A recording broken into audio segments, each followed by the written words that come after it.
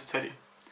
I'm level 1 judge in TO here in Bremen, and I'm super excited to bring you some Canadian Highlander gameplay that we filmed yesterday during our first Canadian Highlander Tournament.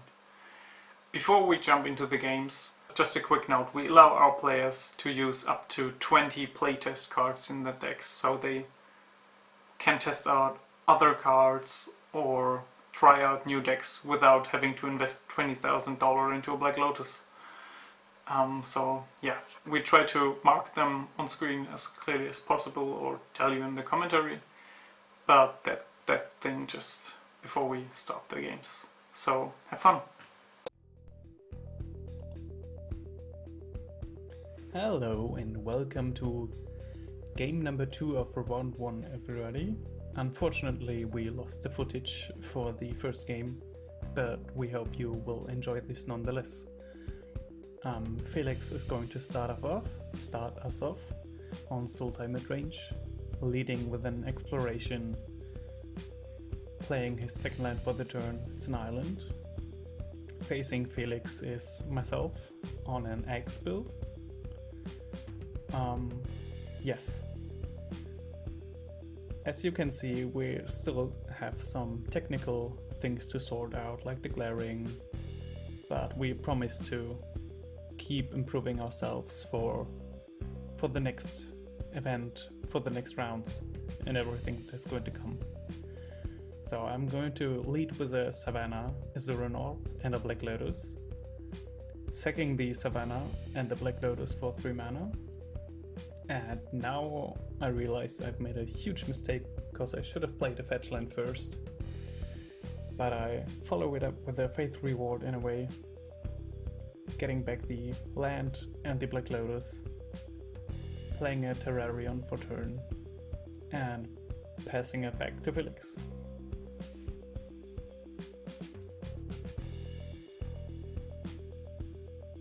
Felix, a little bit confused by my play, starts his turn by playing an Urborg, Tome of Yawgmoth, an island, follows it up with a Birds of Paradise, and passes the turn back to me.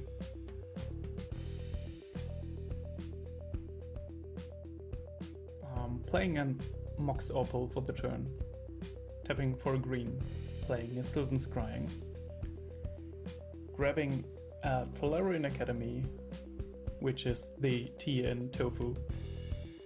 The 0 stands for 0 mana artifacts, F for Faith Reward, and U for Ursa. So Academy allows me to add a huge amount of mana to my mana pool with all the artifacts.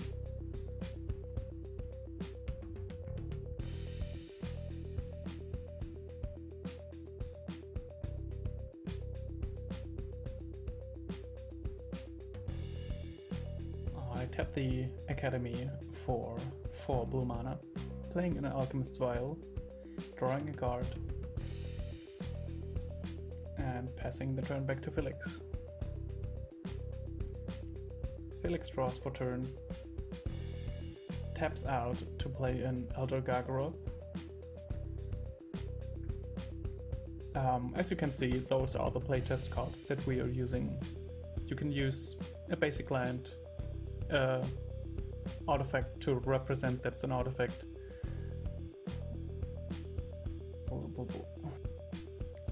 Play an Arid Mesa as a land for turn. Add a lot of blue mana. Still unsure what to do. Adding 5 blue. Playing a Sai, Master Thopterist. And then I'm going to pass the turn back to Felix.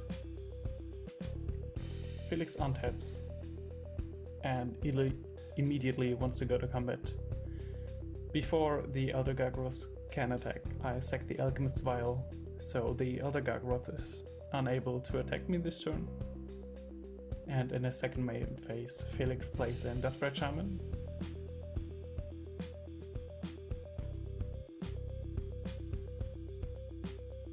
And a Serum Vision, drawing a card, scrying 2, putting 1 on the bottom and 1 on top. And then he passes back to me. In Felix end step, I crack the Arid Mesa.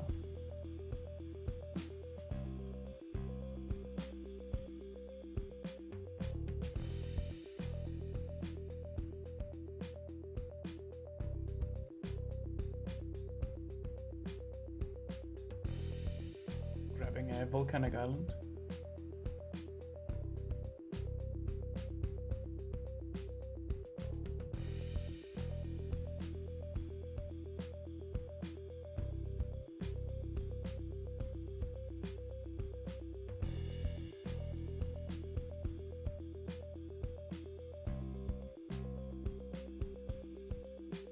I untap, draw,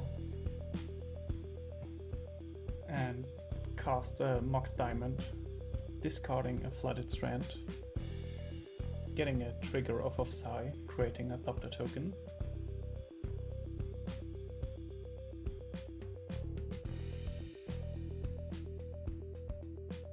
I use Psi, Master Thopter's ability to sacrifice the token and Terrarion, drawing a card off of Psi's ability and another one of Terrarion's ability.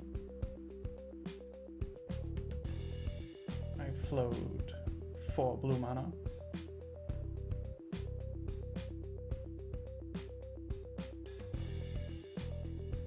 Play my land for turn, which is a Deserted Temple, using one of the floating blue mana to untap Academy. Adding another blue with the Mox Opal and casting a Paradoxical Outcome. Felix responds with casting a Brainstorm.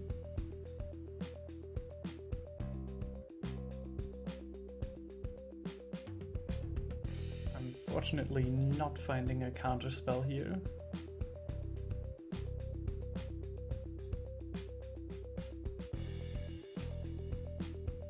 Putting 2 cards back and then the Paradoxical Outcome resolves. I pick up all my 0 mana artifacts and draw 4 cards due to Paradoxical Outcome.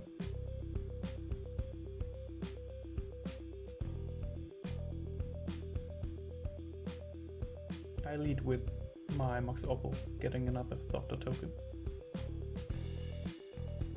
Then the Zero also giving me a token. Black Lotus for maximum value, giving me a token.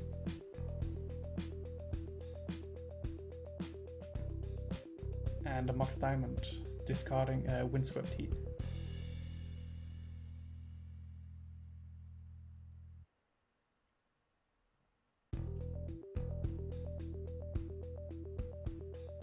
My Mox Opal adds 1 mana, and I cast a Senseless Divining Top. Tapping the Mox Diamond to look at the top 3 cards of my library, arranging them in any order.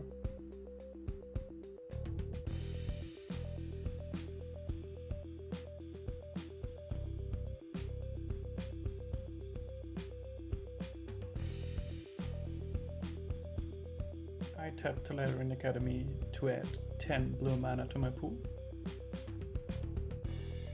Use one of them to cast a Chromatic Star, sacrificing it immediately to add a green mana. So I'm able to cast the Crop Rotation that's on top of my library, sacking my Volcanic Island.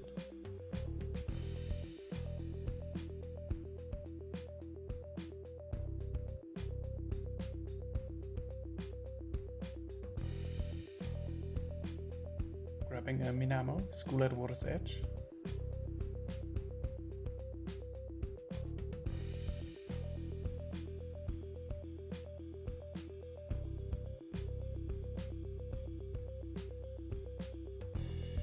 Using one of my floating blue manas to untap Academy again. Adding another 11 mana this time. And starting to sacrifice my Thopter tokens to Psi's ability to draw some cards.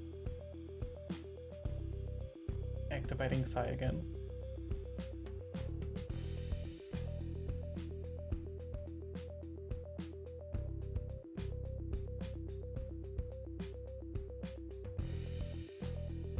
For 1 mana, casting a Mossfire Egg, getting another Thopter token.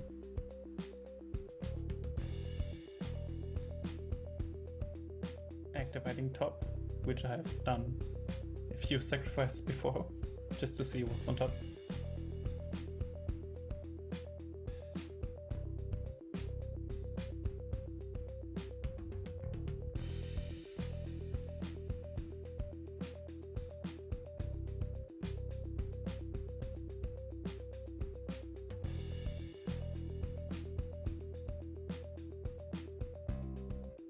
Putting back a codex shredder on top of my library. I then sacrifice 2 of the Doppler tokens again with size ability, drawing the codex shredder.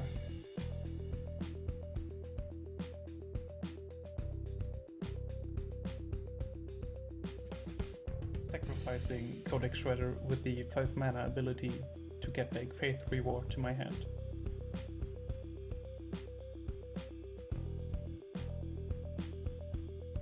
Sacrificing Black Lotus to add 3 white mana to my pool.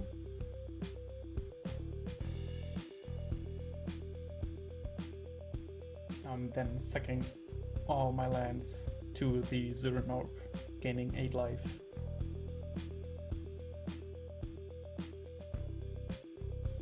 Sacrificing the Mossfire Egg to draw another card.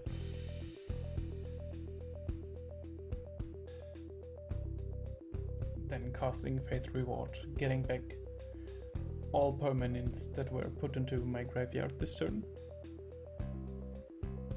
Notably, this brings back my lands untapped.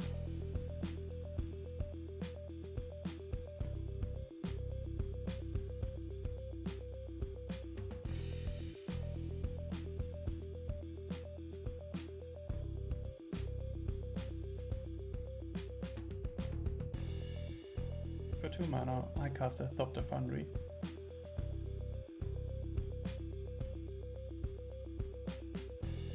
Activate top again for 1 blue mana.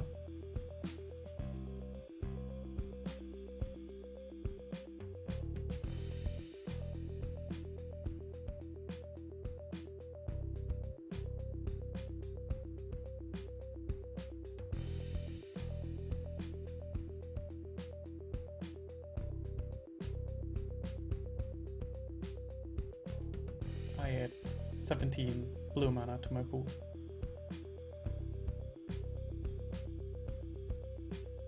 Oh, sorry, 12.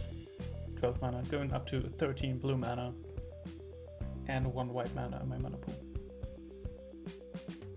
And now realizing that I have a loop involving Codex Shredder, which allows me to cast the Faith Reward over and over again. And due to sacrificing my lands to Zuran Orb, I am also generating infinite mana. With Sai and the other X, I'm able to draw my whole library and shoot Felix for lethal with a Walking Ballista, which ends our game 2 in round 1, Teddy winning 2-0 against Felix. Welcome to round number 2 in this Canadian Highlander Tournament. In this match we will have Philip on an Esper Planeswalker build against Niklas playing straight up blue-white control.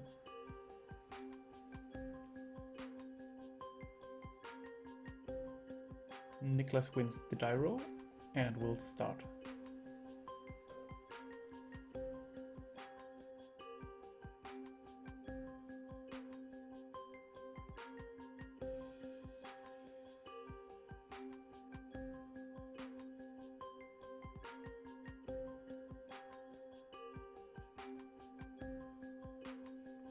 Both players keeping a 7 card hand. Niklas leading with an island. Philip only playing a Creeping Tar Pit and passing back to Niklas. The creature lands are quite important in this matchup because the other player just can't counter them. So leading with the Creeping Tar Pit on turn 1 is pretty huge for Philip here.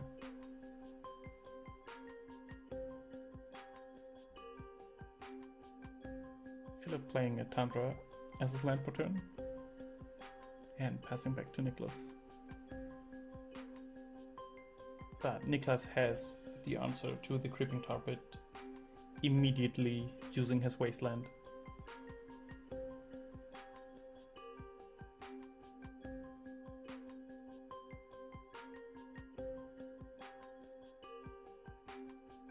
Philip plays an Underground Sea and a Mox Jet, using 2 mana to cast the Stoneforge Mystic, but Nicholas has the mana leak countering the spell, and then Philip passes back to Nicholas.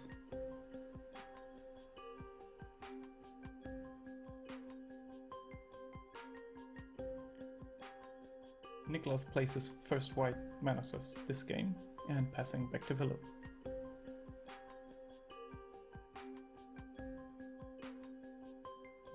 Philip playing a fetch land for turn and passing back to Nicholas. So this is classic draw, go, counter matchup plays. It's quite interesting because the interactions are so hard to figure out as a player. Whether to develop your own board state or keeping mana up to counter your opponent's spells is super interesting to see.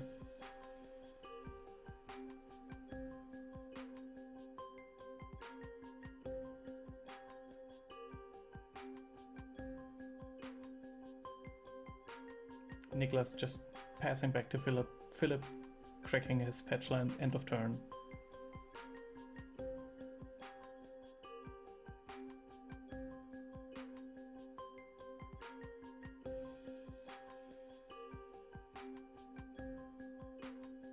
Finding a shock duel to the battlefield tapped.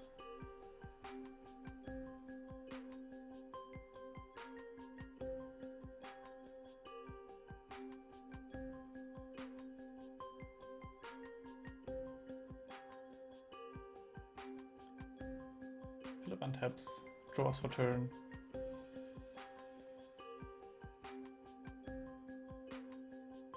Plays another land and passes back to Nicholas.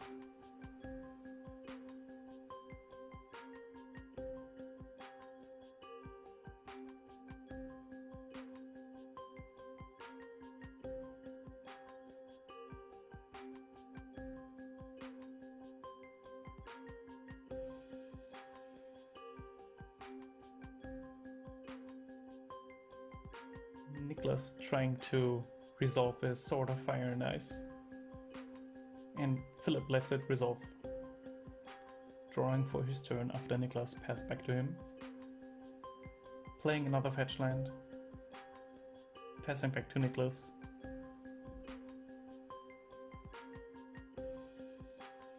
Nicholas playing a Ghost Quarter,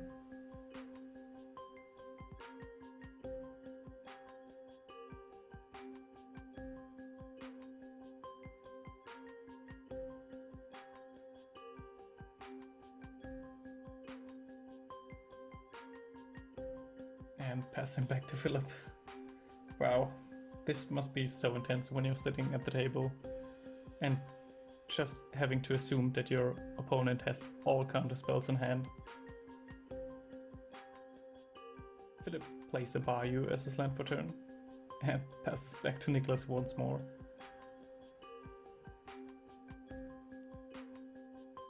Now Nicholas with his own creature land, which could be a huge change up in this match.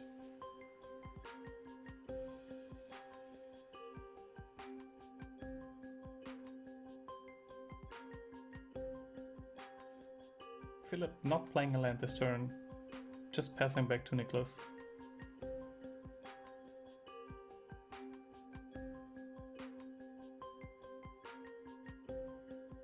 Nicholas is activating his Mutavault, making it a 2/2 creature.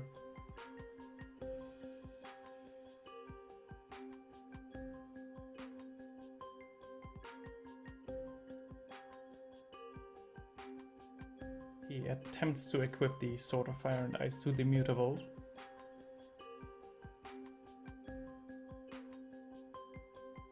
The crew resolves, and then, before the Mutavault could deal damage, Philip has the Fatal Push and just destroying the land. And Niklas passes back to Philip.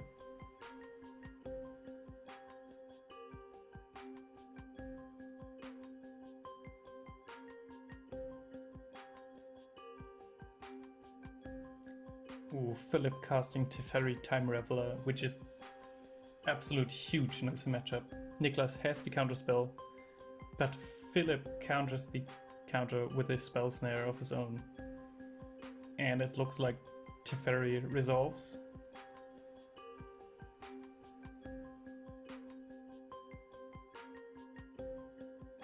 Bouncing the Sword of Fire and Ice back to Niklas' hand. So Niklas can no longer play spells at instant speed, which is absolutely incredible for Philip here.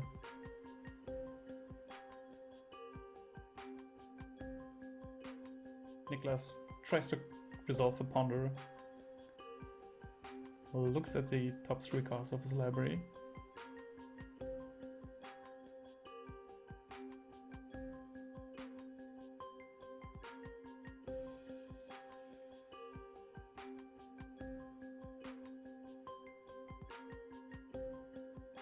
thinking really hard here. The Teferi just changes so much for Niklas in this game.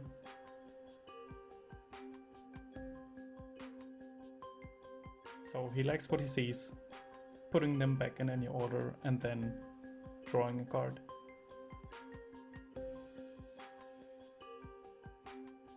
He floats a white mana, a blue mana, colorless, and trying to cast a Back to Basics, which is huge against Philip's mana base at this moment.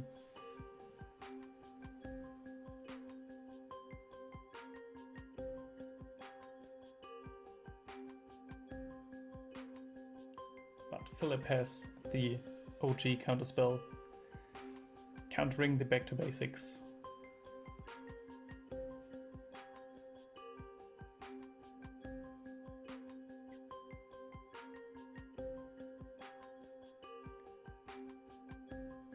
And because he can't play any counterspells anyway, because of the Teferi, Niklas taps out and casts the Sword of Fire and Ice again.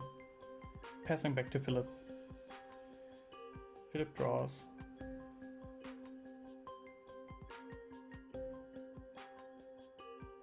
Ticking up Teferi. And passing back to Niklas because he can now cast his sorceries in instant speed as well.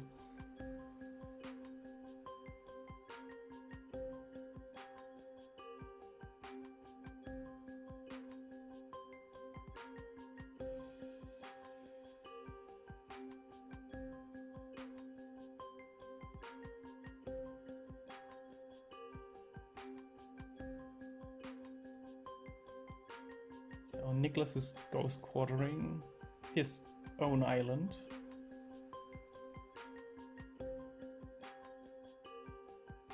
Finding a second plains.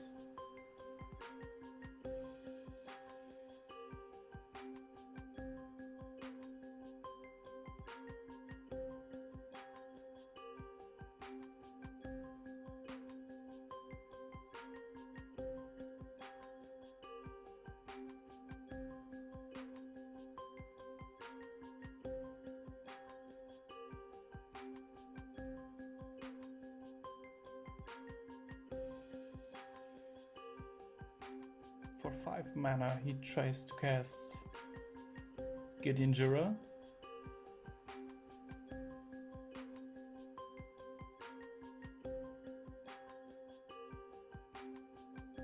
Looks like Gideon Resolve. Yes. Ticking Gideon up.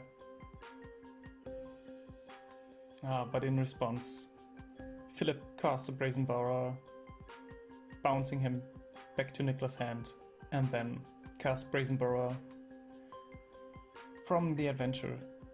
And now, having a threat on board leaves Philip in quite a good position against Niklas here. Yes, attacking for 3. Niklas goes down to 17. Ticking up Teferi and passing back to Niklas.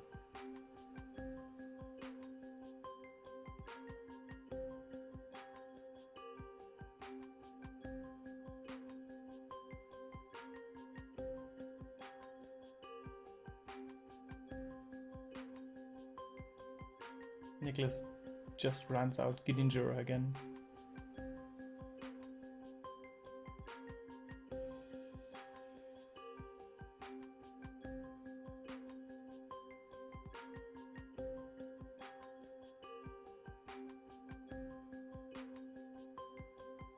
And it seems like he resolves. Gideon destroying the Brazen Burrow.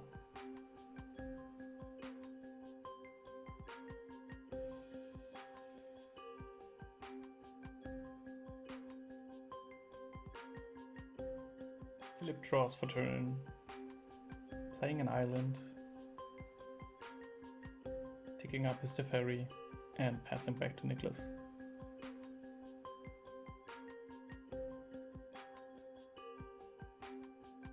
Nicholas playing Caracas as his land for turn.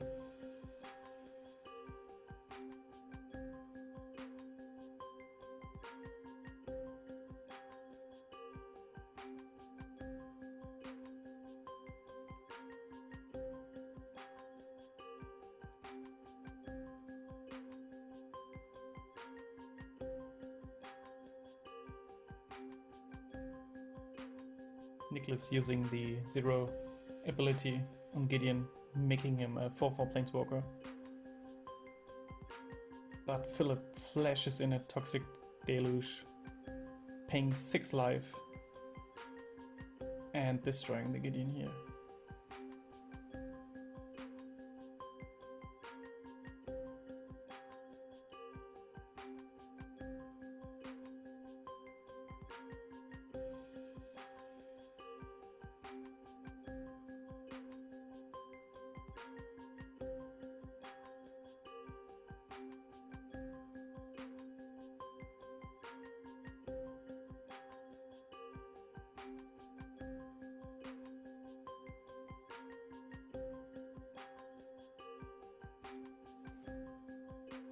Philip bouncing back the sword again.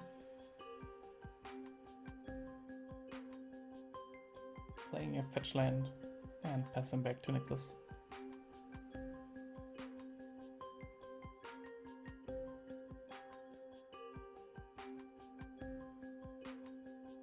Playing up the sword again.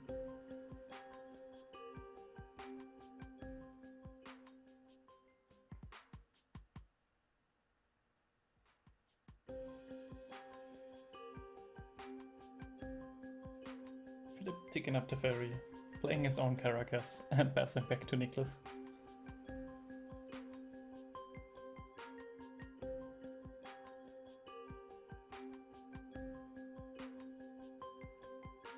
So back to Philip's turn. Both players drawing quite a lot of lands in this game, flooding out pretty hard.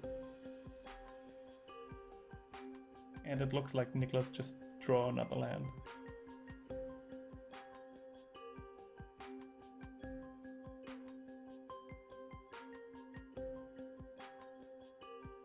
Passing back to Philip.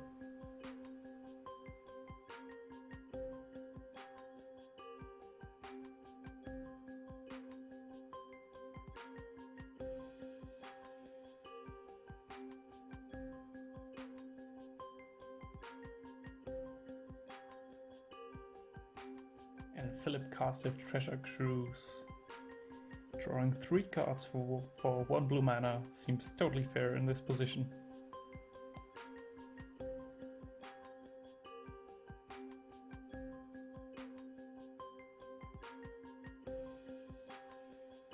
Playing a Mox Sapphire and an Isolated Chapel as his land for turn.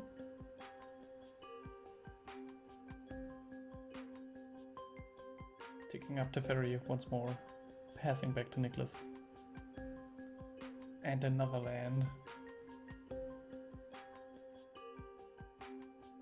At the end of Nicholas' turn, Philip casts Fact or Fiction, revealing 2 lands, Collective Brutality, Fabled Passage, and I can't make out the other card because of our glaring lights. Sorry about that.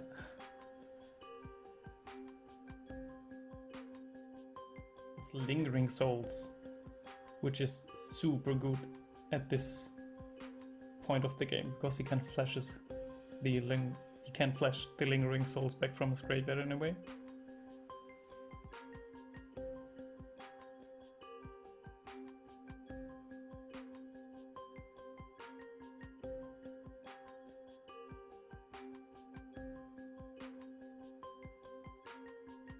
Yeah. Philip flashing back Lingering Souls, creating 2 1/1 spirit creature tokens with flying, represented by those birds.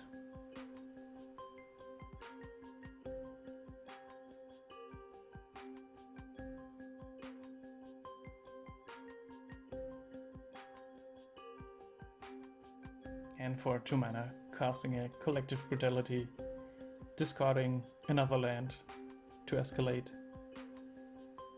draining Nicholas for 2. Nicholas reveals his hand, a Supreme Verdict, Swords of Plowshares, and a Cyclonic Rift.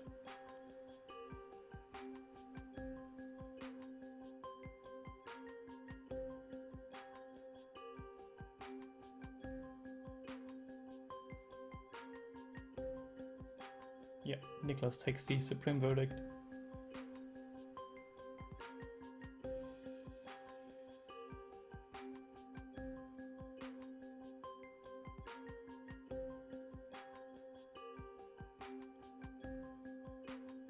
Taking up the Teferi again. Once again, this card has really made this game for Philip. At the end of his turn, he discards a Marsh Flats.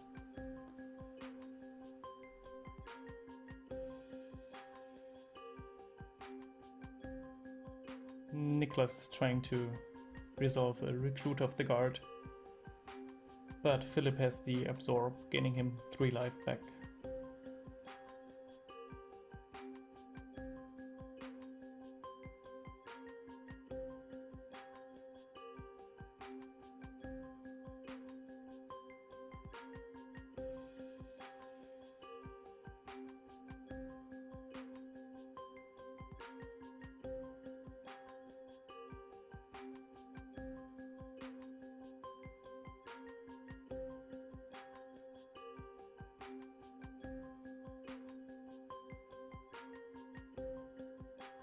And a duress against Nicholas,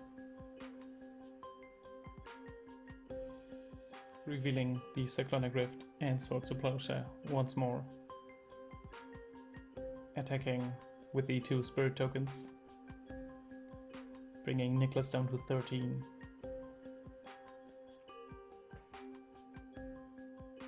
Taking up the Teferi, passing back to Nicholas, and Nicholas scoops it up. Philip wins round 1 on the back of this Teferi, an absolute back-breaking card against a control deck. And on to game number 2 of this round. Nicholas is going to start this time.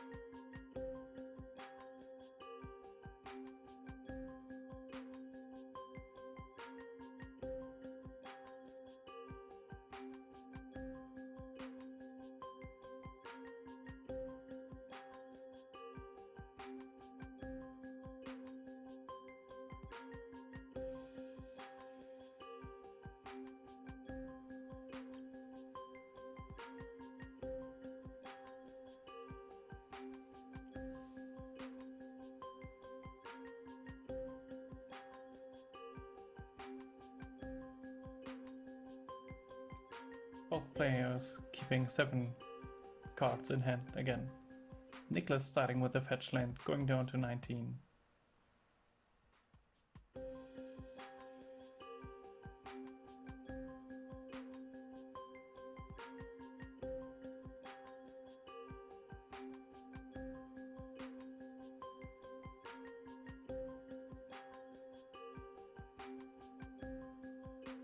Finding a Tundra.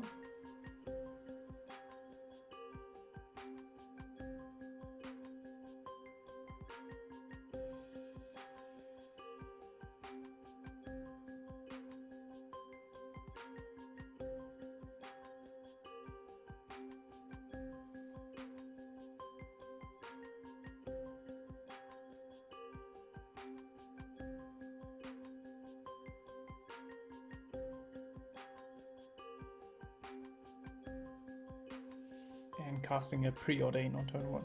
Scrying 2. Bottoming one of them, leaving the other one on top, and then drawing a card. And then passing to Philip. Philip also with a fetch land on turn 1, which is a Fabled Passage. He cracks it immediately to find a basic land to the battlefield, which will enter tapped. It's an island. Passing back to Nicholas.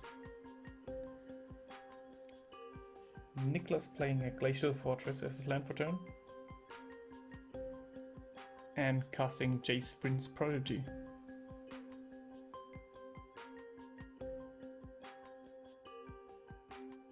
Philip untaps, draws for turn.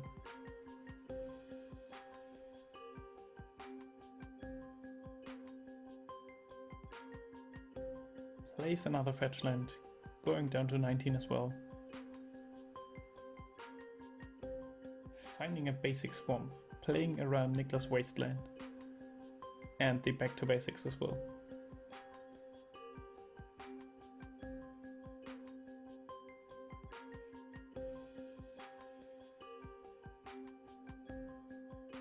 He then casts a Baleful Strix, which will draw him a card on ETB, and passing back to Nicholas.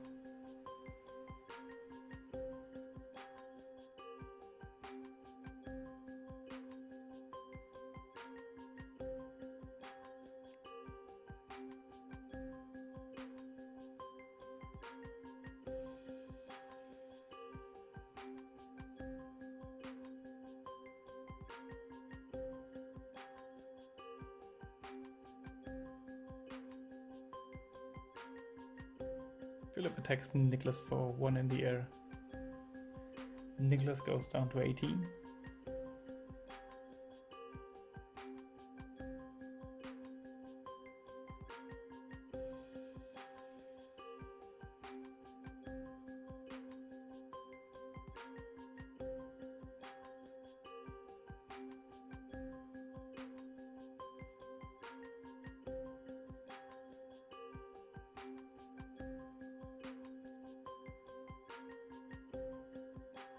Philip then is going to float a black mana, playing a Caracas, playing a Sensei's Divining Top,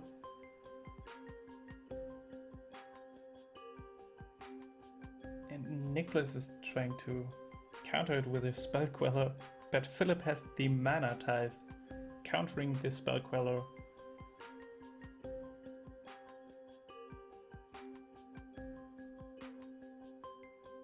Nicholas tries to find an answer in response, tapping Jace Vryn's Prodigy, drawing a card, discarding a card.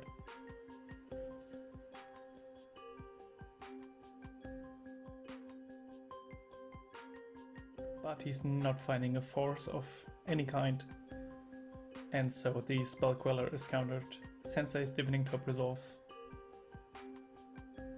and Philip passes back to Nicholas.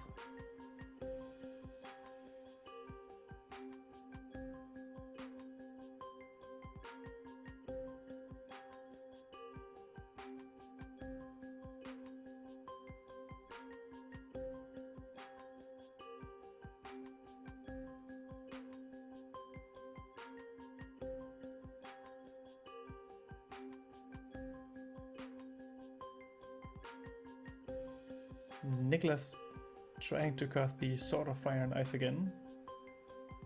In response, Philip activates top, looking at the top 3 cards of his library.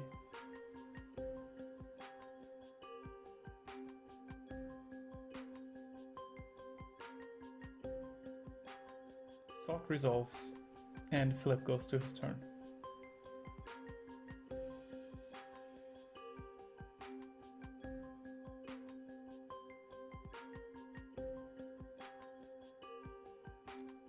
Philip plays a Polluted Delta as his land for turn and attacks Nicholas for 1 in the air again.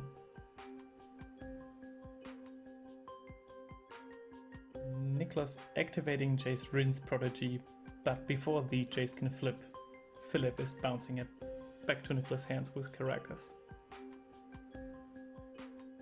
Nicholas then draws a card and loots, so discards another card.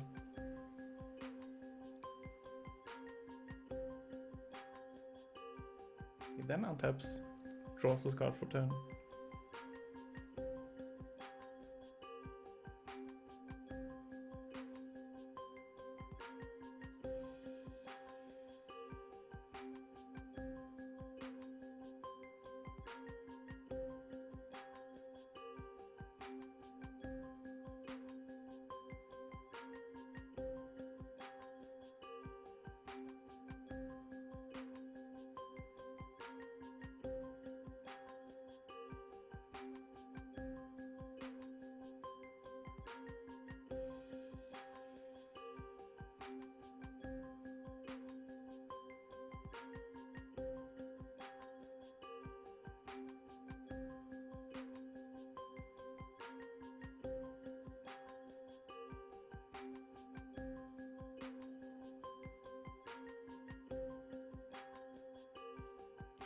Nicholas trying to cast a Detention Sphere, targeting the Dividing Top.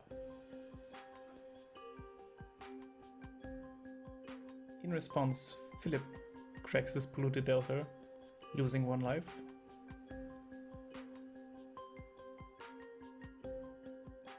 Finding an Underground Sea.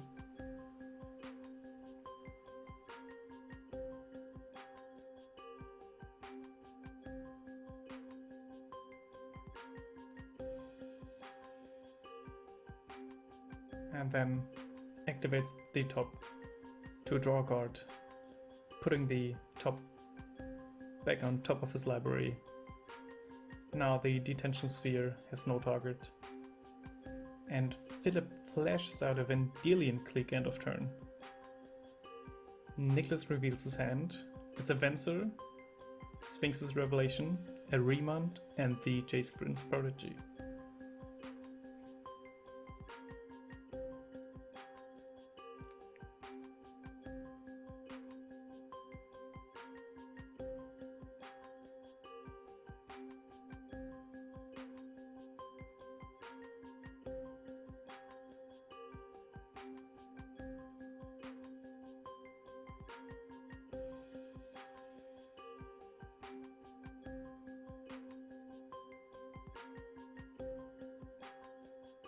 Philip's not going to take a card here, leaving Nicholas with those 4, not wanting him to draw another card.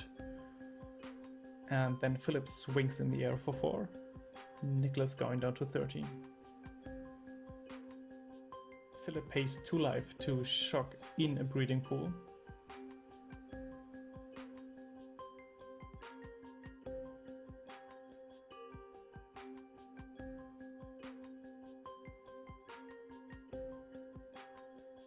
And there he is, Teferi again.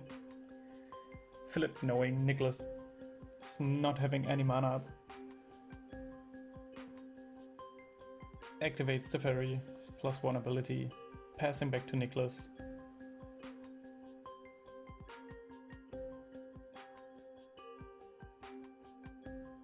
Nicholas trying to cast his Back to Basics.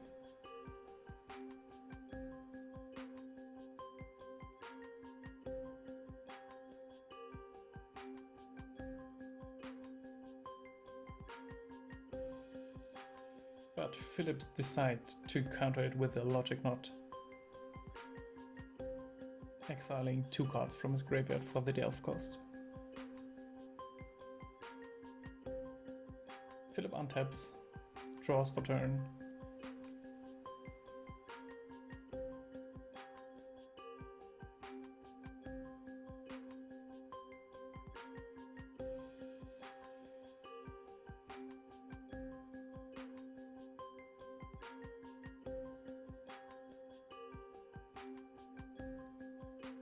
So into combat, swinging for 4 in the air again. Nicholas going down to 9.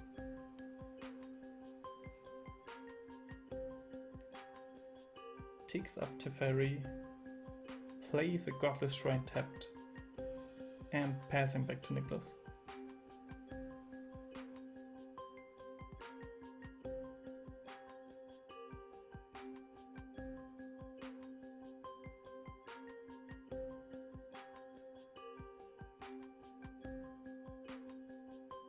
At the end of Nicholas' turn, Philip is playing a Treasure Cruise with Flash due to Teferi's ability, drawing 3 cards.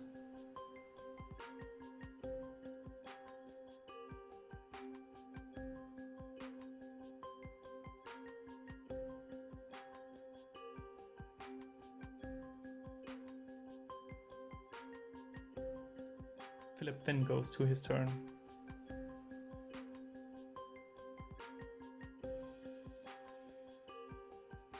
Swings again in the air for 4.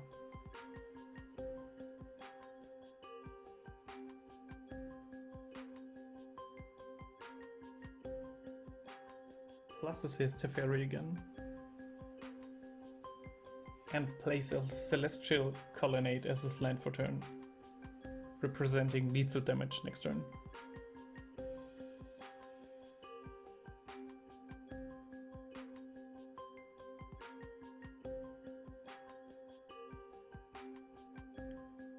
For 3 mana, Nicholas casts a Windling Click in his main phase due to Teferi.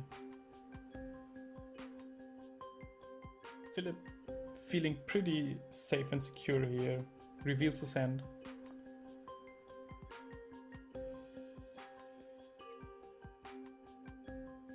And Nicholas scoops it up. So this round goes to Philip, winning with his Esper Planeswalker build 2-0 against Nicholas.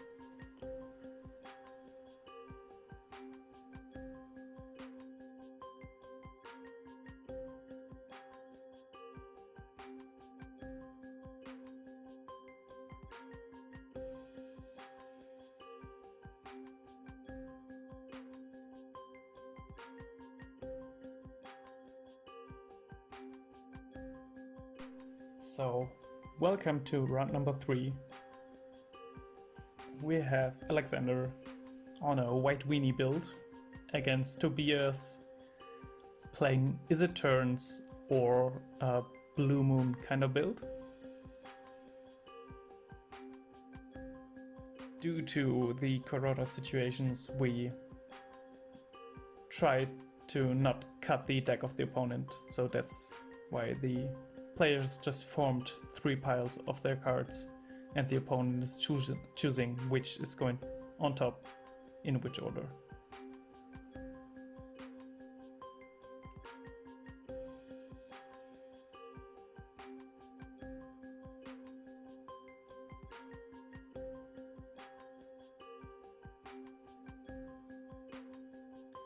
Alexander starts with the Plains and a Mana Crypt turn 1.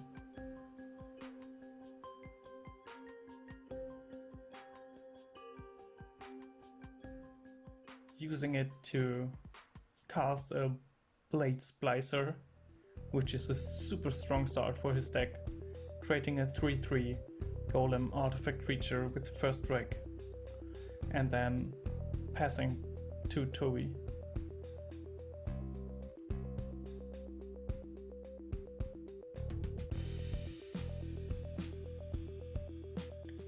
Toby plays a Wooded Foothills as his land for turn.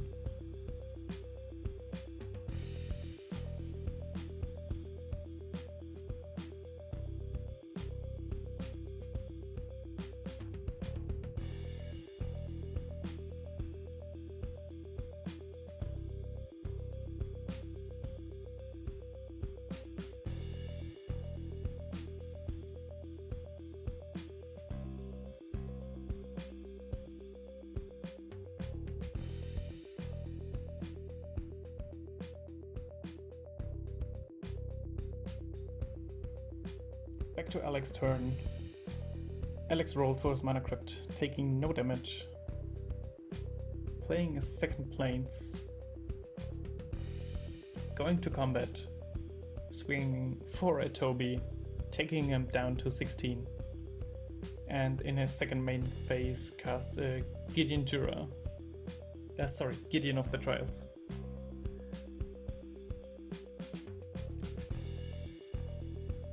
Using his 0 ability to create an emblem immediately that he can't lose the game and his opponent can't win the game as long as he controls a Gideon Planeswalker. At the end of turn, Toby is cracking his Voodoo Foothills, taking 1 damage, looking through his library for land.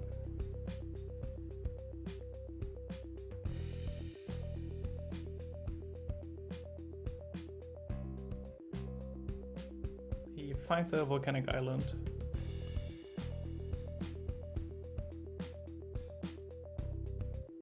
And casts a mystical tutor still at end step.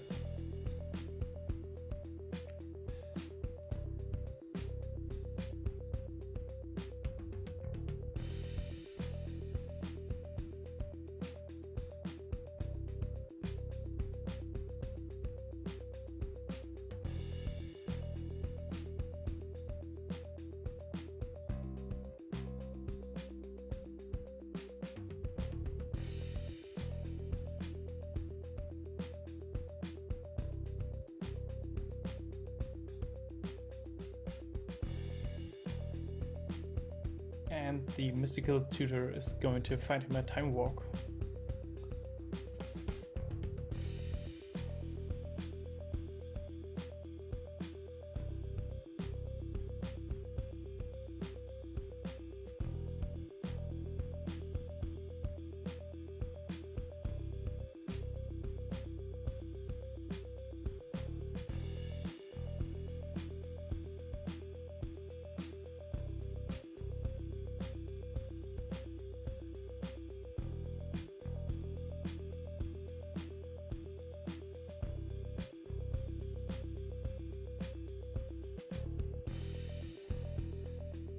Toby is then going to draw up a time walk, place another fetch land,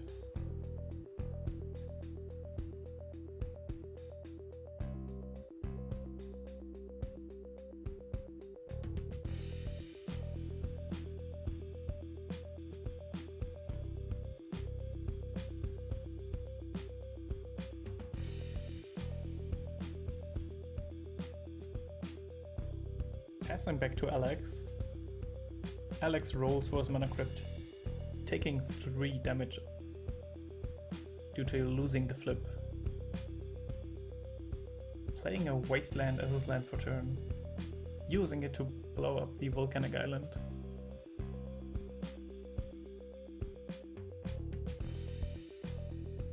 Toby is going to fetch in response,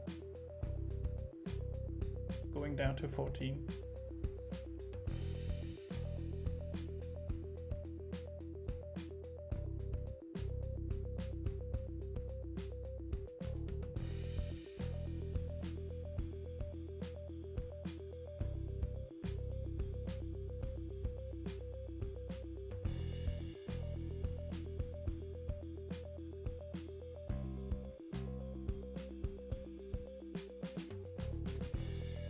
And before the wasteland blows up the volcanic island,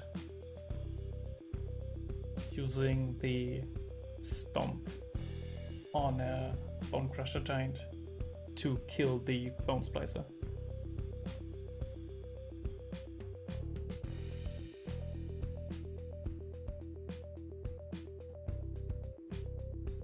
Alex is going to activate Gideon's ability, making him a Planeswalker. Toby taking 7 damage, and Alex follows it up with the Dried Militant, which is pretty bad for Toby in this position because he cannot loop his time walk in any way when it gets exiled instead of being put in his graveyard.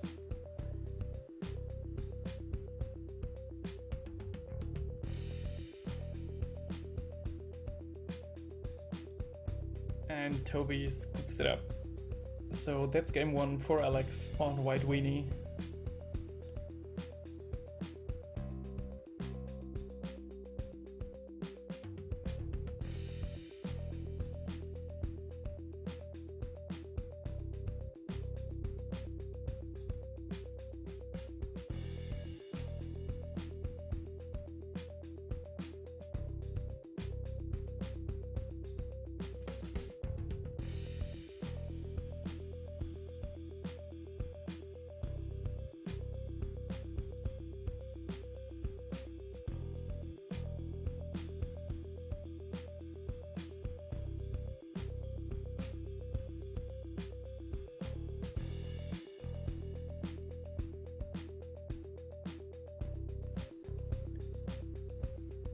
So, game number 2. Toby's on the play.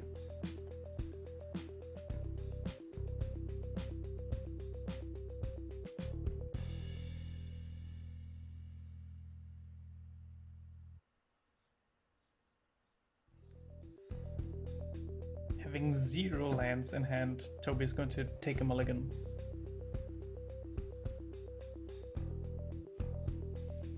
Seems like Alex liked what he's drawn. Keeping his 7.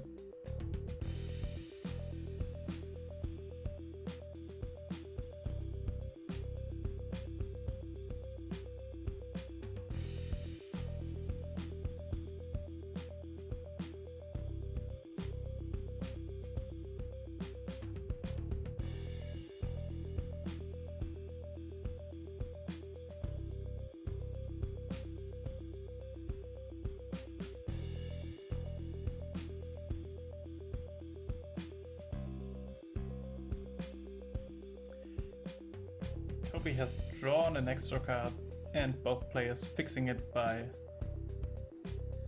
putting a random card back into Toby's library. Toby's keeping this hand and having to put 1 card back.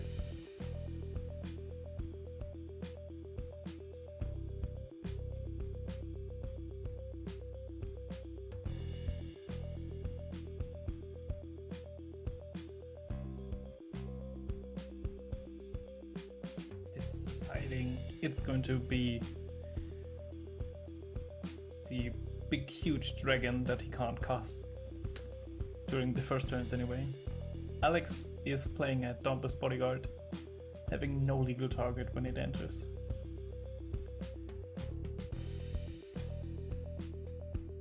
Toby playing a Flooded Strand as his land for turn.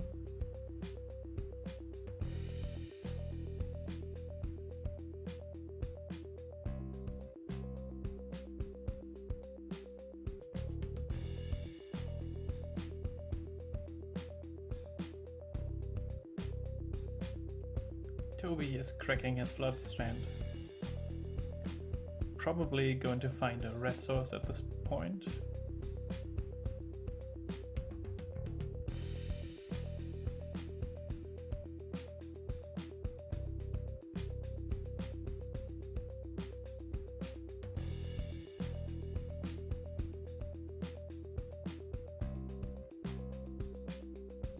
Playing out the Volcanic Island again.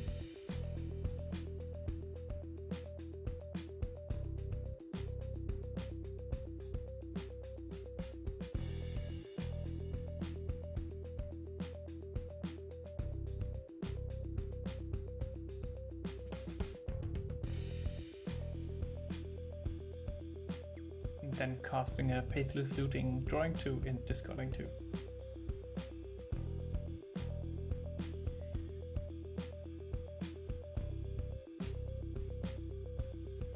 Alex draws for turn. Swings in with the Dauntless Bodyguard, Toby taking 2. And follows it up with the Hangerback Walker, X equals 1.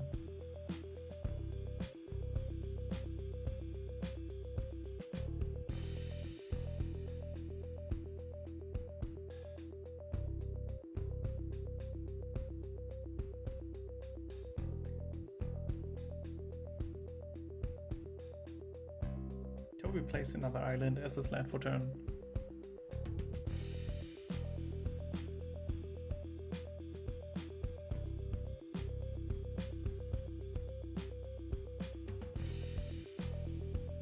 And pass back to Alex. Alex untaps, draws. Playing a Mutavault as his land for turn.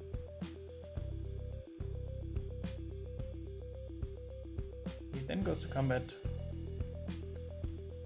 trying to swing in for 3.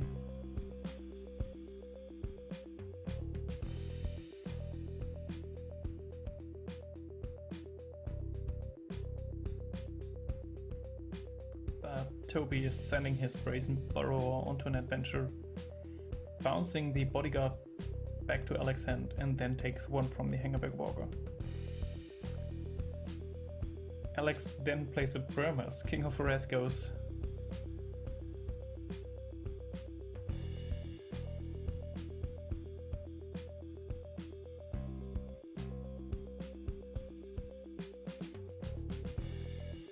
He passes back to Toby. Toby draws. Plays another island as land for turn.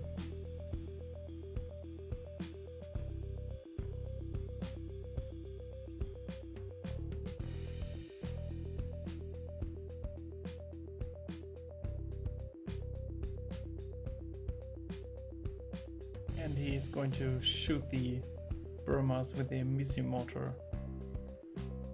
Passing back to Alexander. Plays a Richardson Port as his land for turn. And swings in with the Hangerback Walker. Then going to cast a Stoneforge Mystic.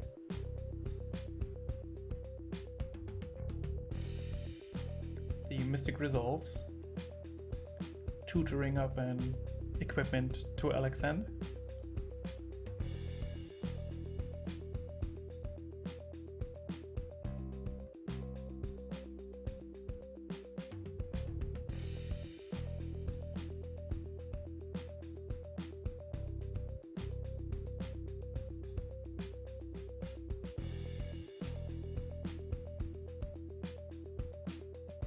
And Alex finds a Sword of Fire and Ice.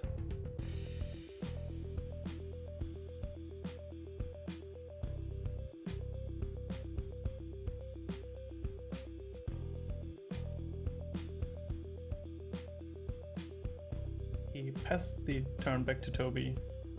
Toby untaps, and in his upkeep, the Richardson Port is going to tap down the volcanic island, leaving Toby unable to play any of the red cards in his hand.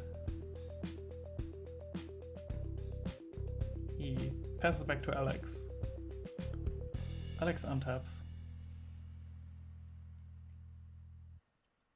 playing a land for turn.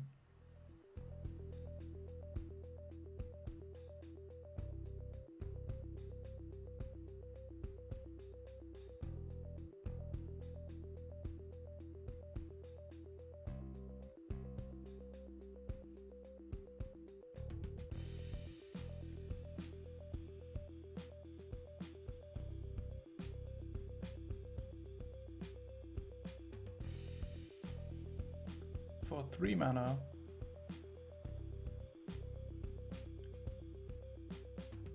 casting a Ranger Captain of Eos.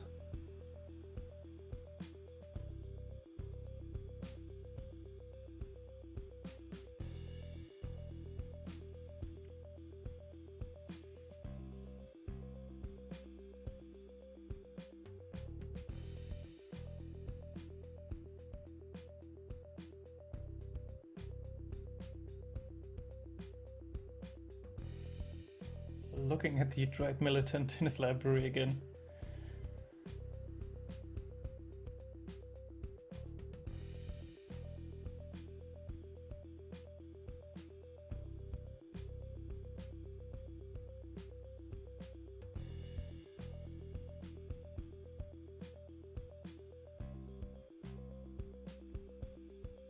But he decides to find a Walking Ballista.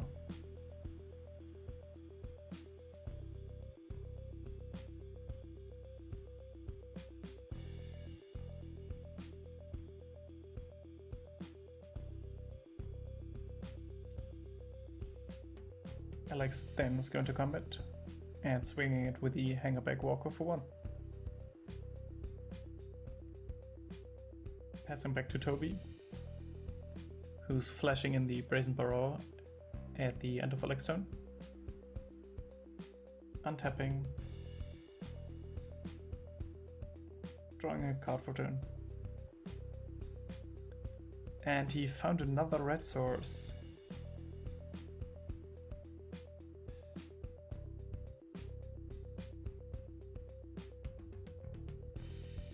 Ooh, and he's playing the Blood Moon.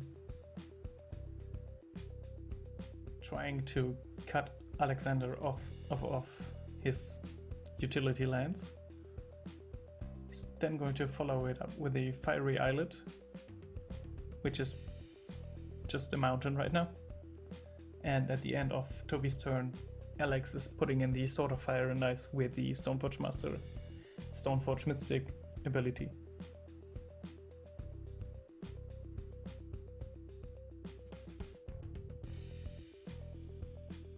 He's using his 2 now mountains to equip the Sword of Fire and Ice to his Ranger Captain of Eos.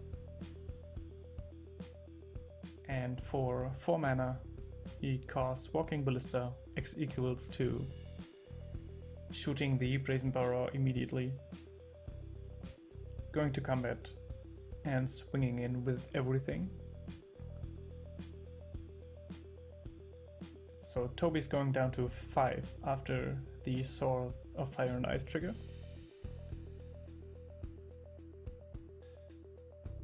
And Alex passes it back to Toby.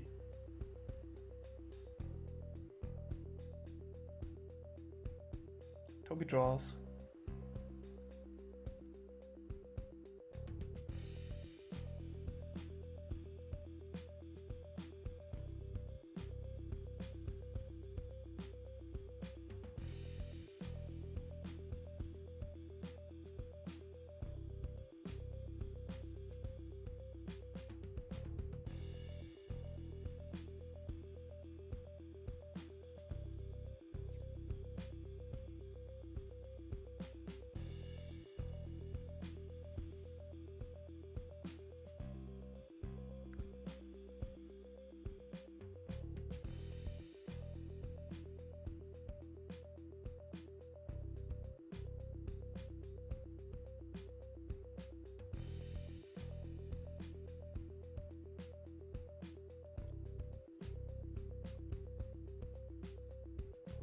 Alex wants to go to combat.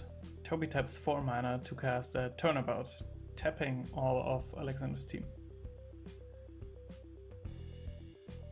In response, he's going to activate his Hangerback Walker, giving it another +1/+1 counter.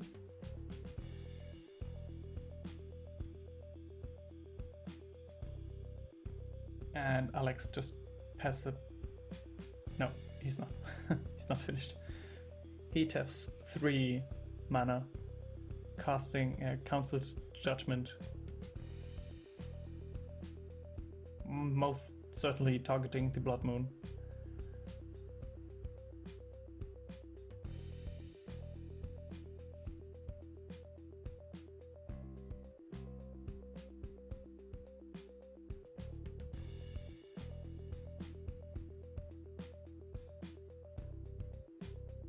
So Blood Moon gets exiled.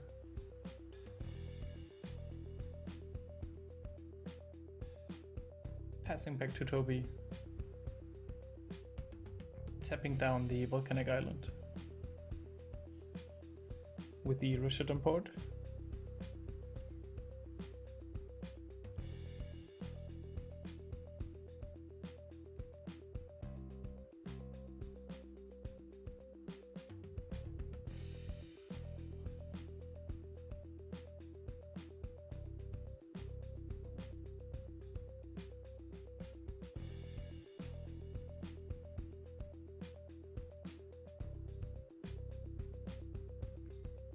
Toby deep in the tank right now.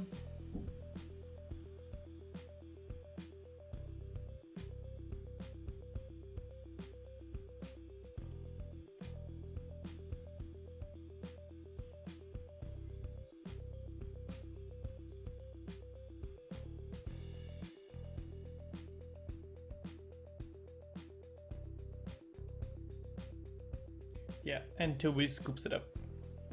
That's the win for Alexander, winning 2-0 against Toby's Izzet Blue Moon deck. So yes, see you in the final round 4. So this game we have Philip on 4 Color Blood against Older playing an Esper Time Vault deck.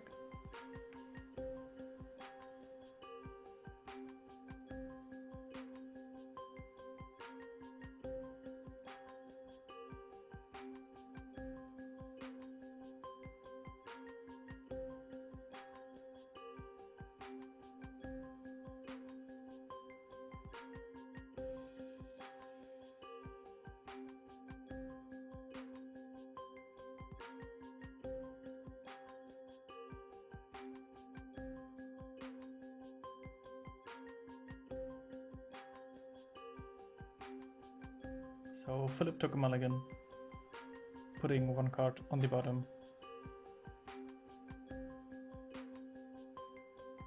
Ole is going to start the match, putting a hollowed fountain into play tapped. Passing to Philip, Philip starting with the Bayou, playing an Ever Since Pilgrim.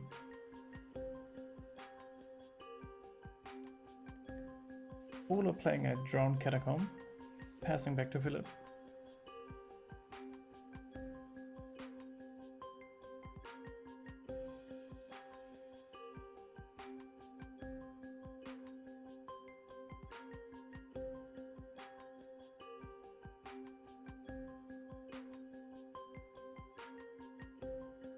Philip playing a Blackleaf Cliffs as his land for turn.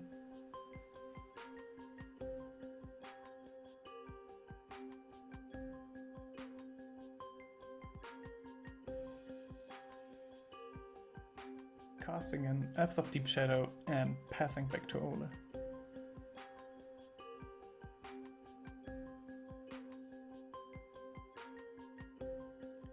Ole plays a Marsh Flats as his land for turn and gives the turn back to Philip. But still on end step, Philip is going to cast a Tainted Pact,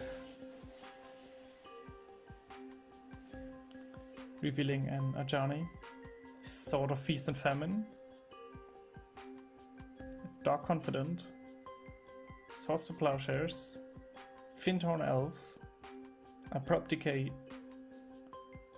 and Still Digging Deeper, Temple Garden, Fiery Covenant, Sacred Foundry, oh, and a Vindicate.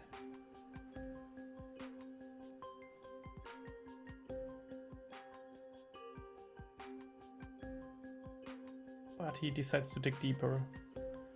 A land, Deathrite Shaman,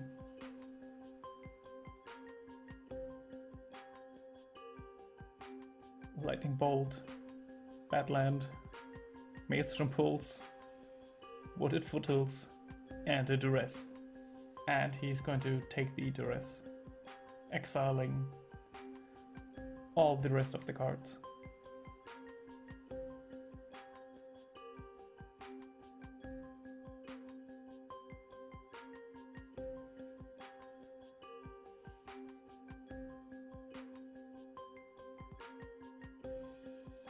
Drawing for turn,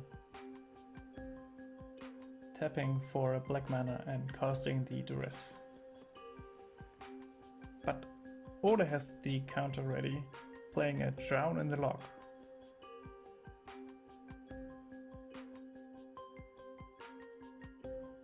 Philip then plays a Mana Confluence as his land for turn, tapping it and losing one life.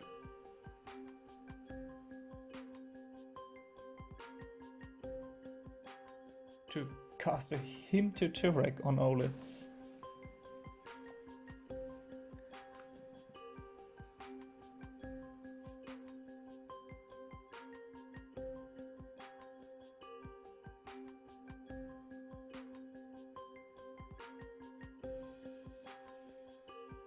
Discarding 2 cards at random.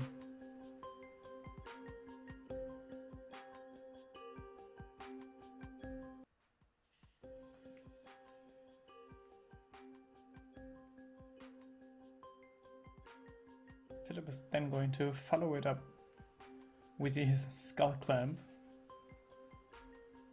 taking 1 damage from Elves of Deep Shadow.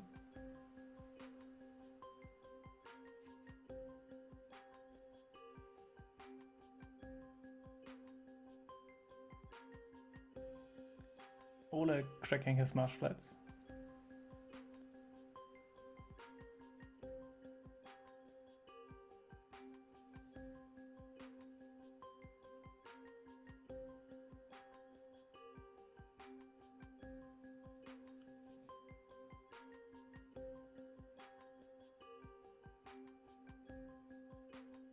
And finding a Prairie Stream.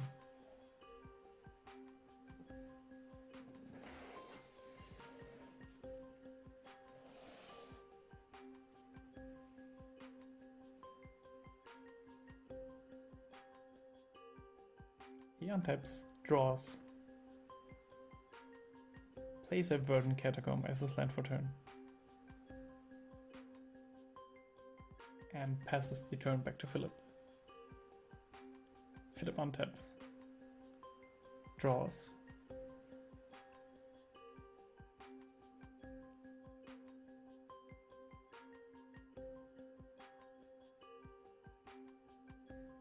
plays a Godless Shrine untapped, paying 2 life,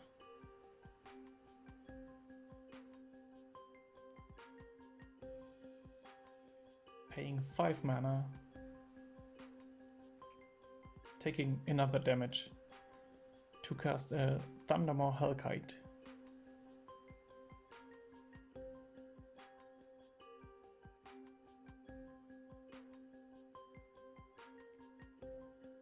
Ola cracks his Verdant Catacombs, finds an underground sea,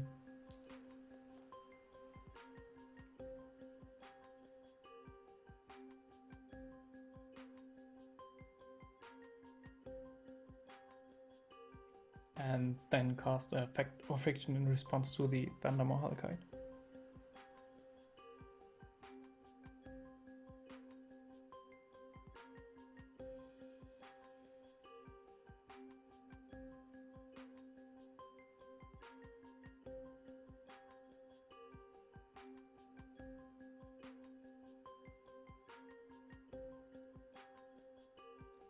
Revealing a land, sleight of hand, a duress, a mana vault, and I can't make out what the other card is.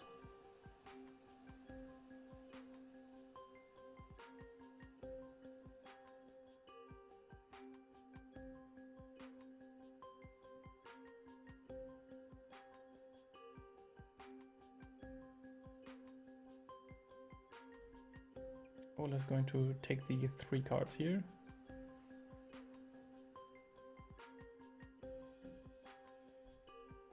And the Thundermaw Hellkite then resolves.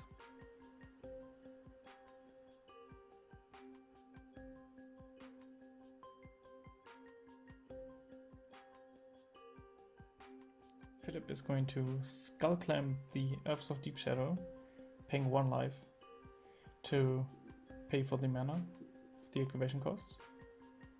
Drawing 2 cards.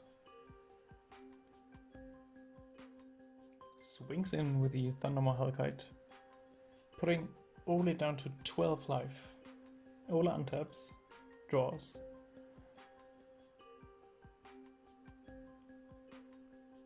Plays a Tundra.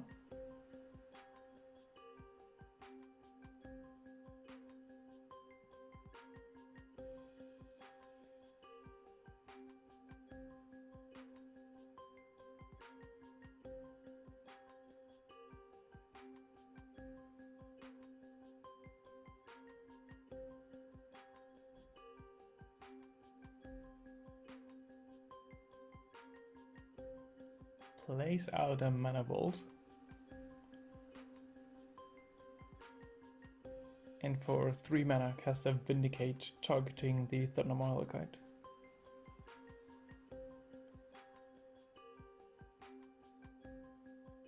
Passing back to Philip. Philip untaps. Draws.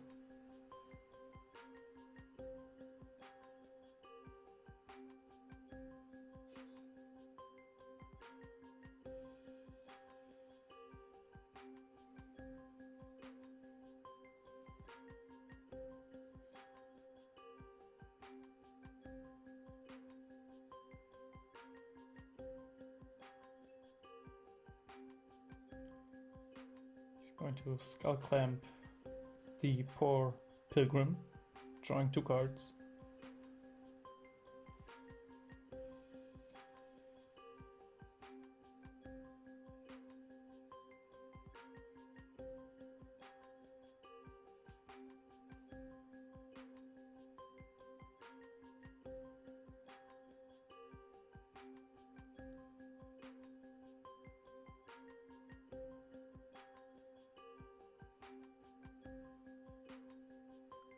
He's then going to cast this Stomp, putting Ole down to 10 life, playing a Savannah, and then casting the Bone Crusher Giant, paying 1 life for his mana confluence.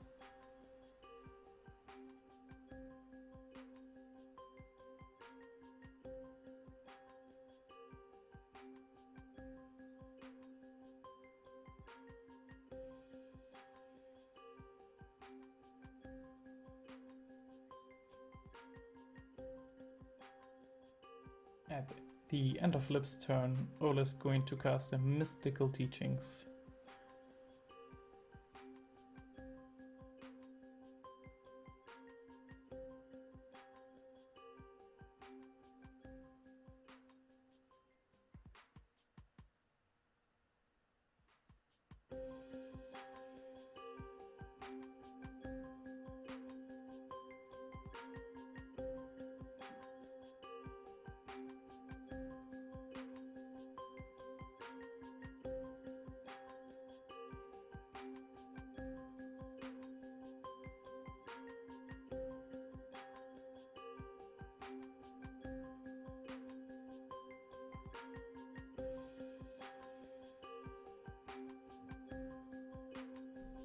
He's choosing a Torrential Gearhulk.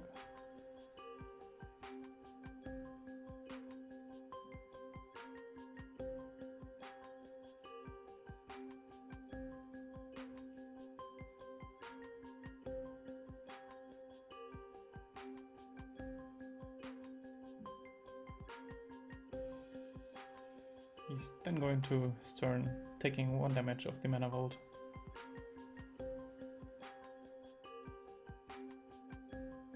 Playing a Bloodstained Mire as his land for turn. Philip untaps, draws.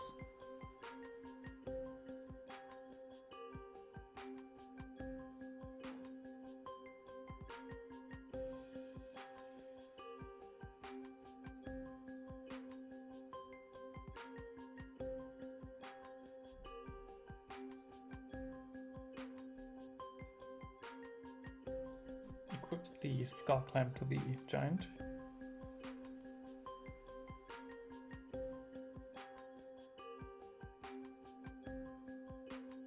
Going to attack Ole with the Giant.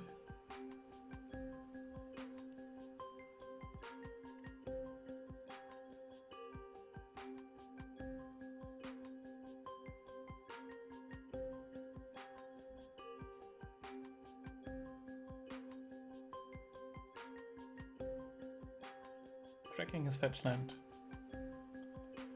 Searching up a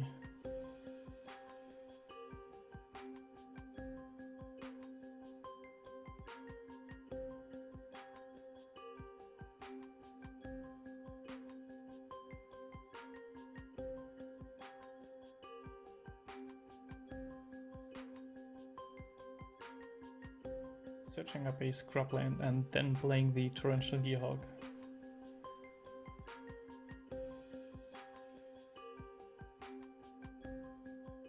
And with the Gearhulk entering, he chooses the Fact of Fiction in his graveyard, casting it without playing its mana cost. Serum Vision, Island, and a Force of Negation. Not quite sure what the 4th card was.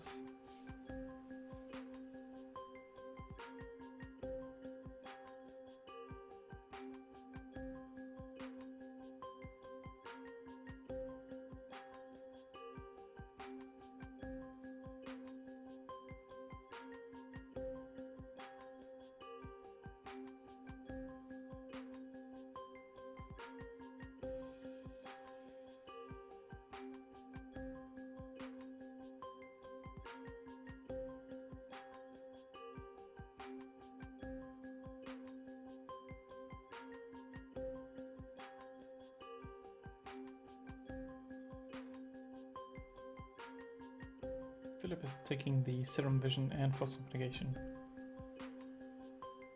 And then the Torrential Gearhulk is going to block the Giant. The giant is going to die. Philip is going to draw 2 cards.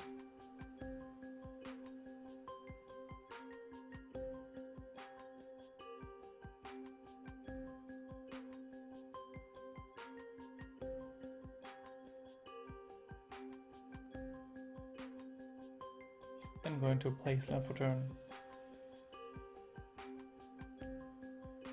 Paying for mana and cast a Flame Tongue Kavu, targeting the Torrential Gearhulk, and with the damage marked from the block against the giant, the Torrential Gearhulk dies. Philip pays another life for his mana confluence and follows it up with the Grim Lavamancer. Ola untaps, losing another life for his mana vault.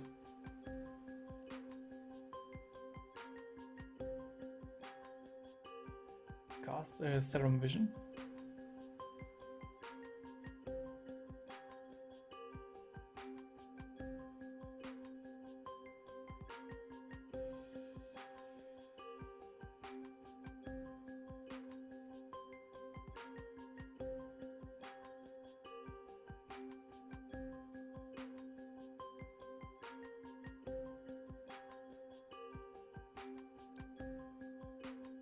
Putting both cards on the bottom.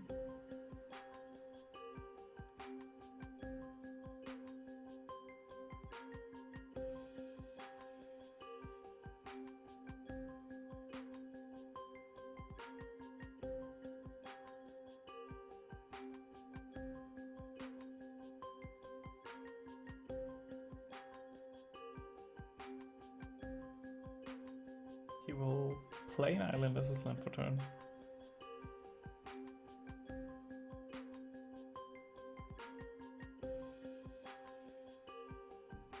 And passing back to Philip. Philip draws for turn.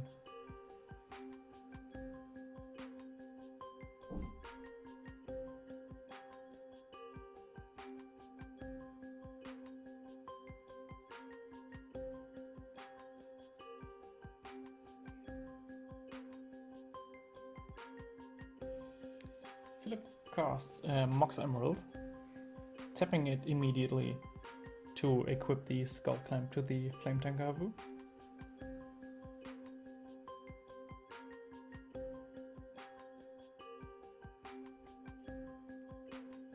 And before going to combat, Ole is going to cast Cryptic Command, taps down Philip's team,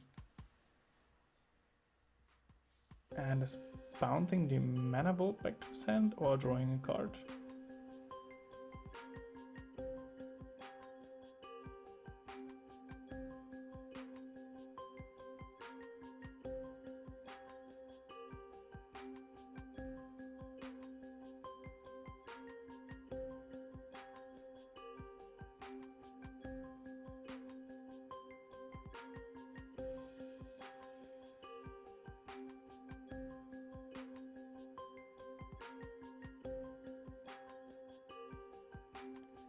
Cryptic Command resolves. Ole bouncing a mana vault to his team, tapping everything. And in Philip's second main phase, pays 1 mana to equip the Skull Clamp to the Lavamancer, which will draw him 2 cards.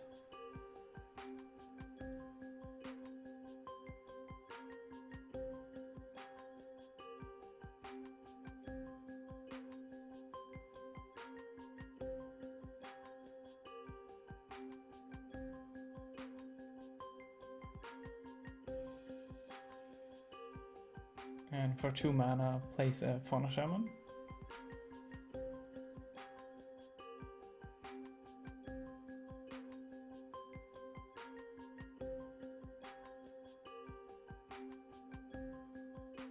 And equipping the Fauna Shaman with the Skull Clamp.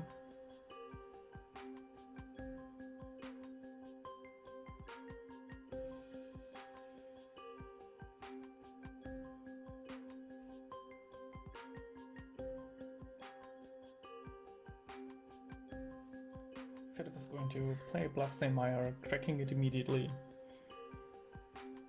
Paying 1 life to search his library.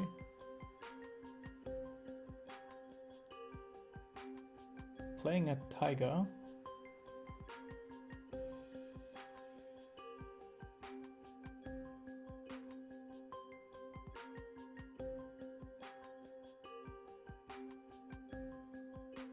And for 3 mana,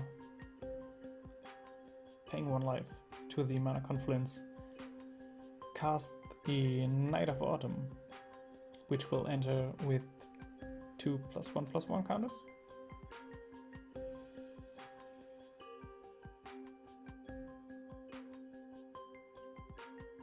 And then Philip is going to give it back to Ole.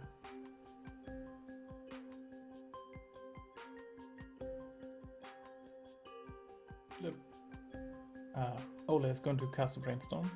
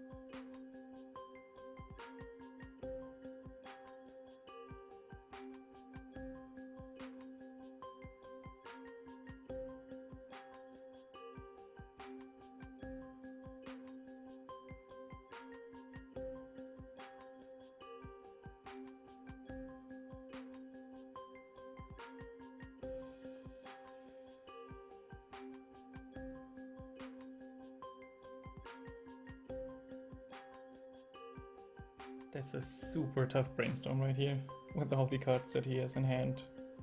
Philip presenting lethal on board for Ole at the moment. I'm not sure if he can get out of this right now.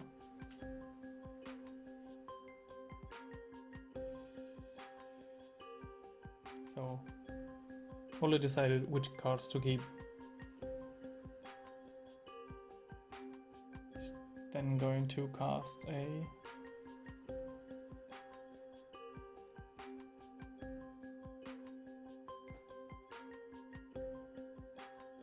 Teferi Time Reveler.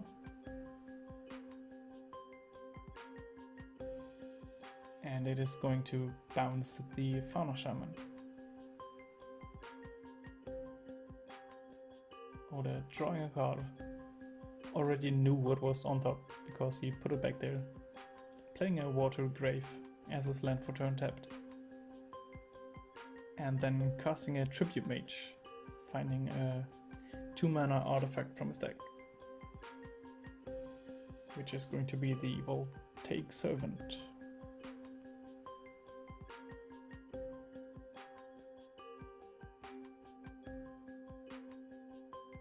He's then passing it back to Philip.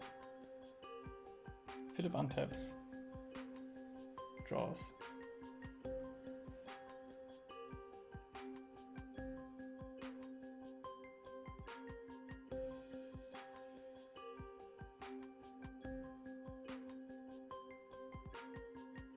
Playing his land for turn, which is a Polluted Delta.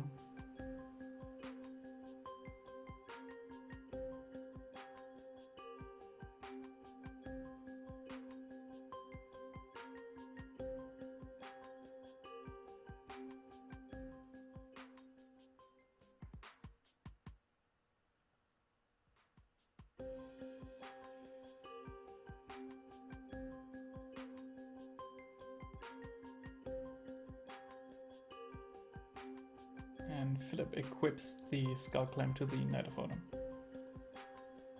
And for another 4 mana, casts a Chandra.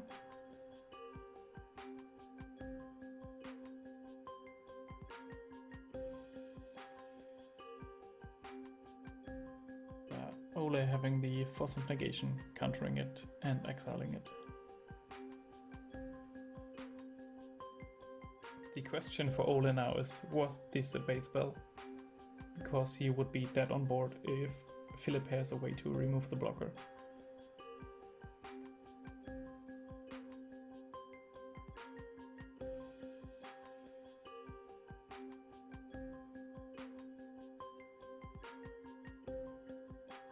Philip goes to combat, swings in with both of his creatures, and Ole is going to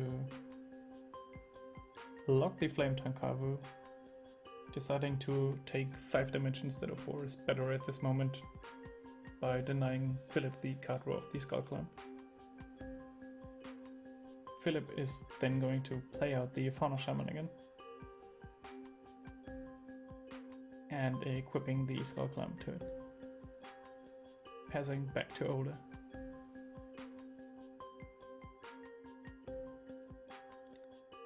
For 1 mana, Ole plays out the Mana Vault again, ticking up the Teferi. For 3 mana, playing out the Voltaic Servant, which allows him to untap an artifact at the beginning of his end step.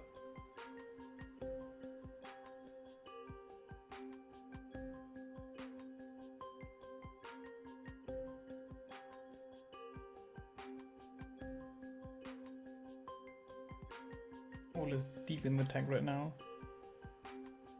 He passes back to Philip.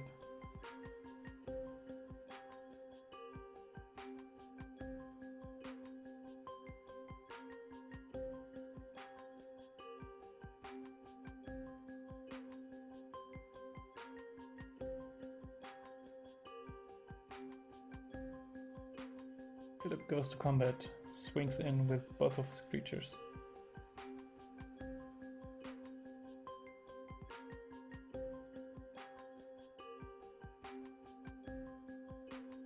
For 6 mana, Ole is going to flashback Mystical Teachings.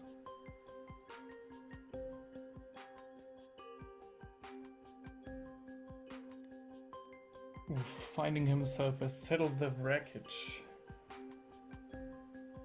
which will exile all of Philip's attacking creatures, allowing him to search up basic lands.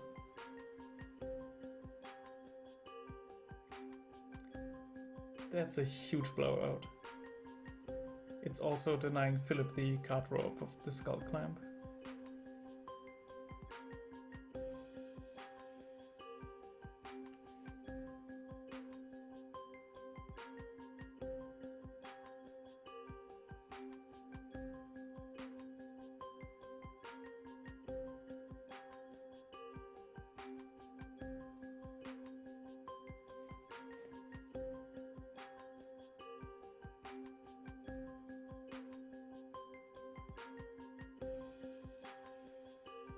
Philip playing a Toxic Deluge, paying 3 life, going down to 8 to kill the Voltaic Servant.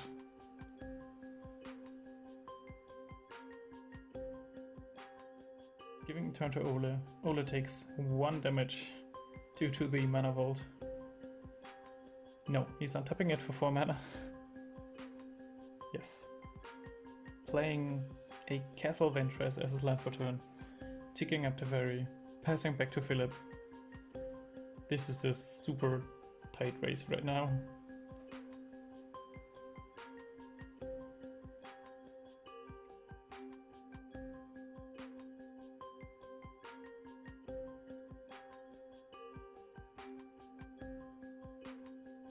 Philip casting a Garruk Relentless.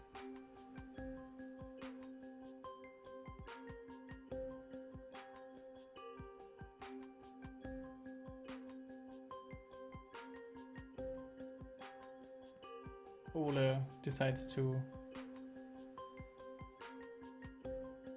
make Philip pay 7 mana more by tapping all of his lands and the mana vault.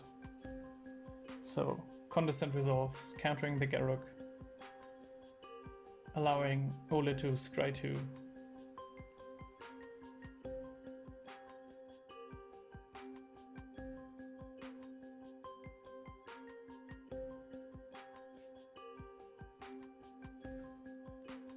On top of his library is a Tezzeret the Seeker, which is a super important card in Ole's deck.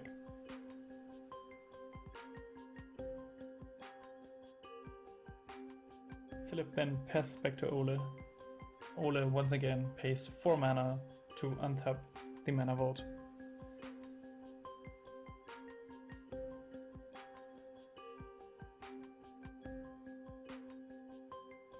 Ole plays out Sensei's Divining Top, paying 1 mana to look at the top 3 cards.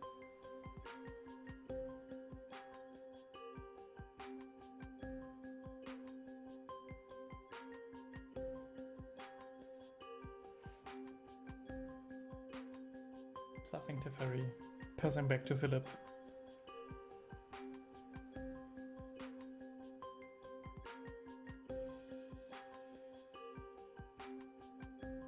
For 4 mana, Philip casts a Gideon, Ally of Zendikar. It's probably creating a 2/2 knight right here, if that spell resolves. Yes. So, presenting lethal on board again. Equipping the token with the Skull Clamp, so in case the token has an accident, he at least draws 2 cards.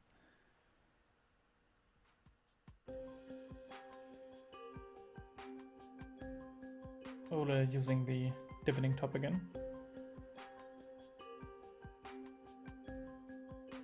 Drawing.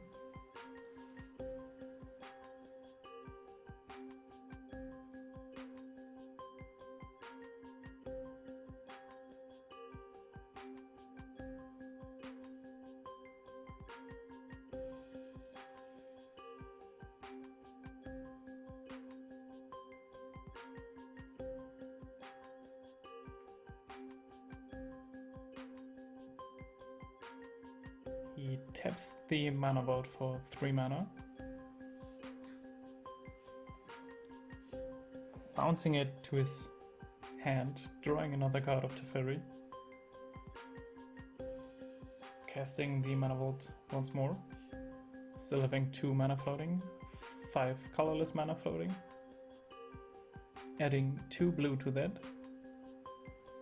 casting a Tezzeret the Seeker, and an Academy Ruin.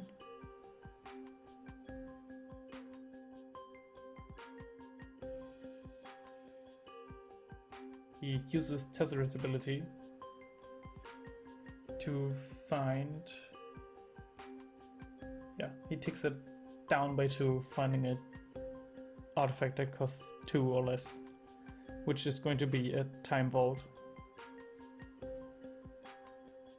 And with the Academy Ruins that he played as his land for turn, he can replay the Voltaic Servant, drawing it with the Sensei Divining Top, untapping the Time Vault at the end of his turn, and now having a loop where he can take infinite turns due to the Time Vault, and Philip will never have a chance to kill Ole in this match. Wow, that was so close. So yes, on to game number 2 of the final round, and Philip is going to be on the play.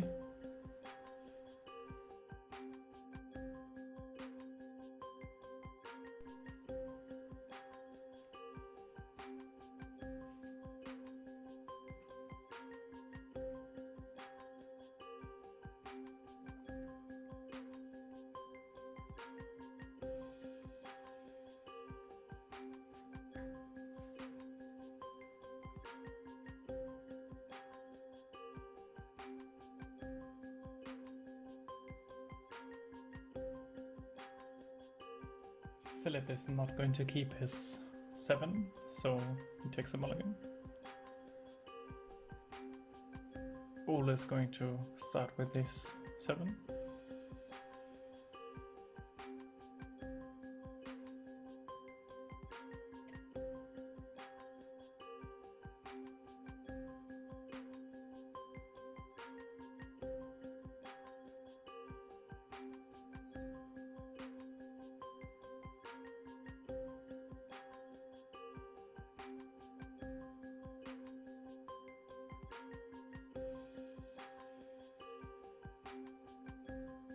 Philip is going to take this opening hand, revealing a Finton Elf and putting a card to the bottom. Has a pre-game action and start with Finton Elves in play. Now, playing a Scalding Tarn, fetching for a Tiger, playing out the Finton Elves, and passing back to Ole. Ole is going to start with an island and a sleight of hand.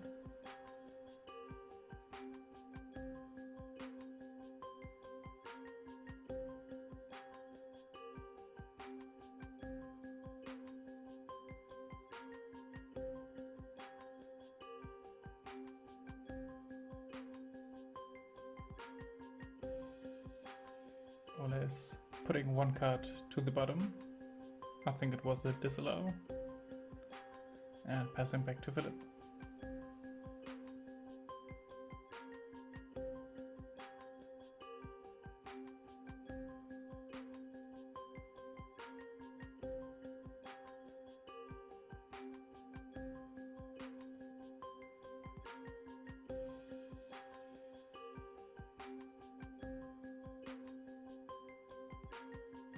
Philip plays a Horizon Canopy as land for turn, taking 1 damage, and plays out a Knight of Autumn. And he's going to have it enter with 2 +1/+1 counters, passing back to Ole.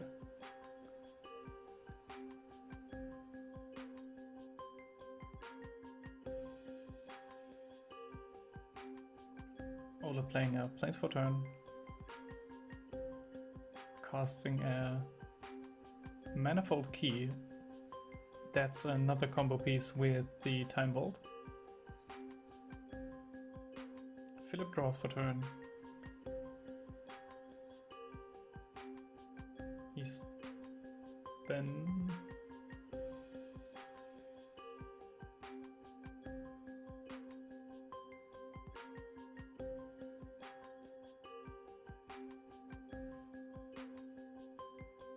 playing a Badlands for turn and casting a Renin 6. Taking the Planeswalker up to 4 loyalty, getting back his Scalding Tarn.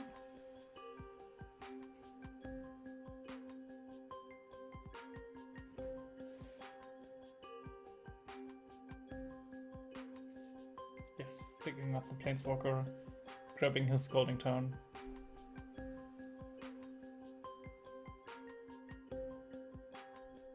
And he's then going to combat, swinging in with the Knight of Autumn. Ole going down to 16, and back to Ole's turn. Ole playing a Marsh Flats as land for turn, cracking it immediately. Searching up a second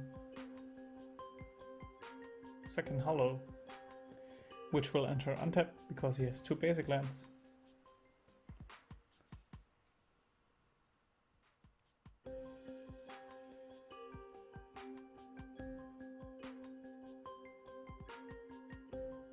And for 3 mana, he's going to Vindicate the Renin 6.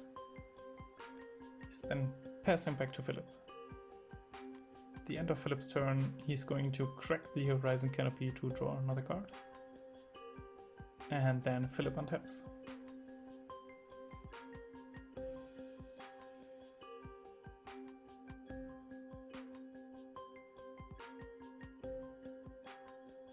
Philip casts an Inquisition of Kozilek, having only 1 legal target in Ole's hand.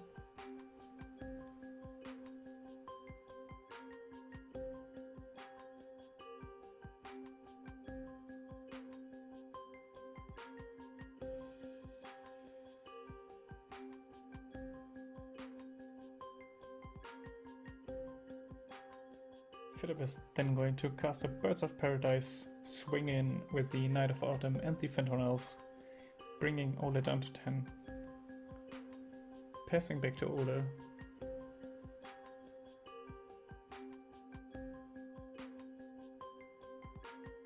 Ole playing the Windswept Heath as his knight for turn.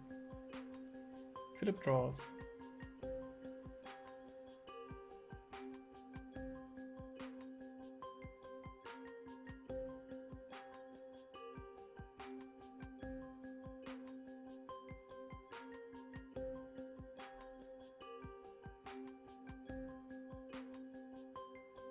Taps the Bird of Paradise for a black mana to cast Liliana, the Last Hope. Ole in response, cracking his fetch land, going down to 9. Fetching up a blue source.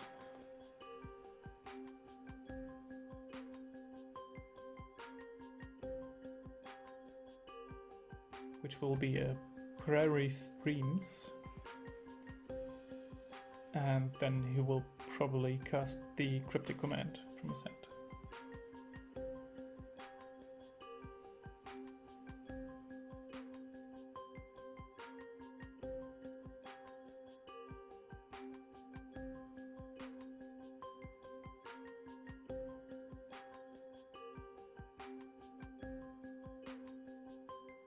The modes were counter, target spell, and draw a card. Then Philip goes to combat, swings in for 5 again, bringing Ole down to 4.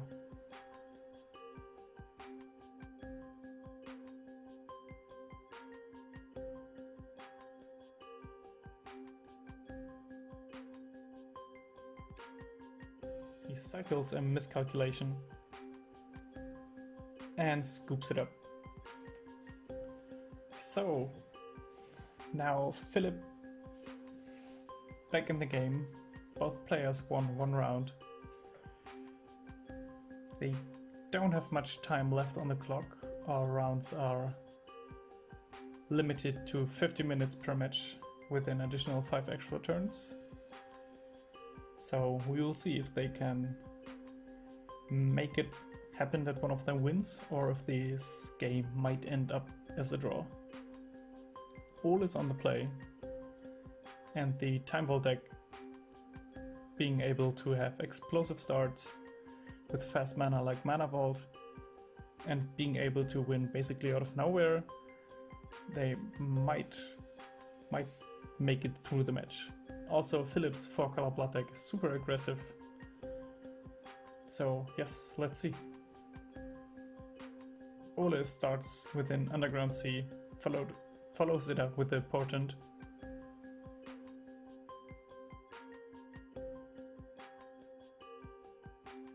And then draws a card at the beginning of Philip's upkeep. Philip plays a Blooming Marsh for turn, giving it back to Ole. Ole playing a Plains and a Wishclaw Talisman.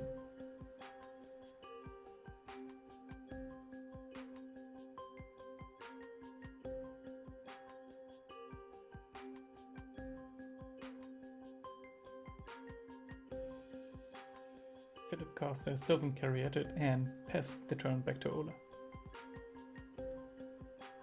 Ole plays a Ponder.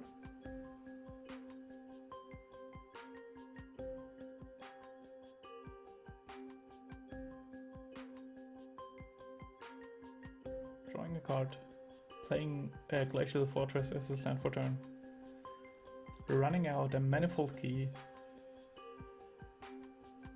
So Ole is almost presenting his combo in this turn, because the Wishclaw Talisman could tutor up the Time Vault, the Manifold Key can untap the Time Vault.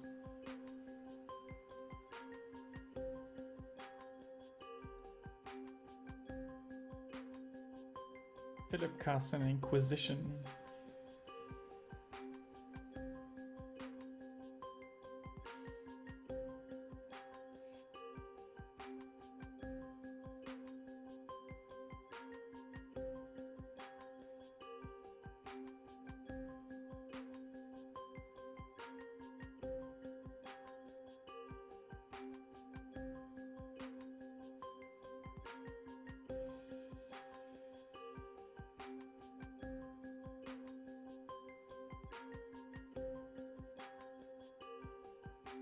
Philip then shocks in a Blood Crypt, using his Caryatid to cast a Eldritch Evolution, sacrificing the Caryatid as an additional cost.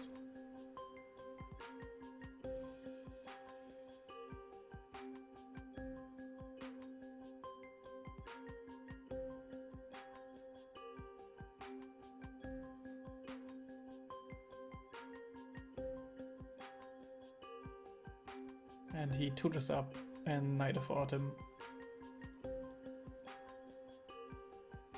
destroying the Wishclaw Talisman. Ola untaps, plays an island as land for turn, and passes back to Philip.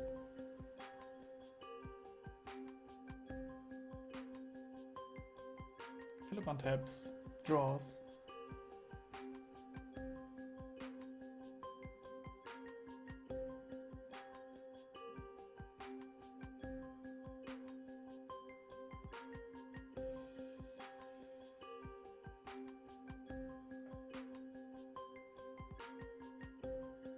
he swings in with the Knight of Autumn, Ola going down to 18. Philip playing a Scalding Tarn and the Renin 6. Ola is casting a Effect of Fiction in response.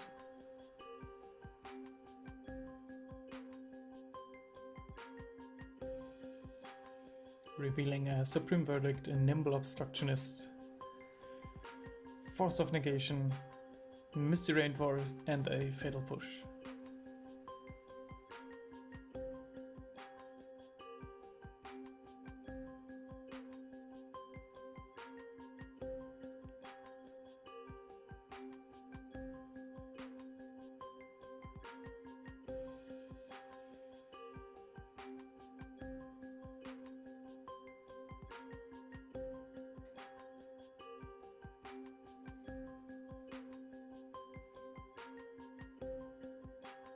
Ola takes the pile with the Force of Negation, but having no other blue card in hand is unable to counter the Renin 6. Philip is fetching with the Scalding Tarn.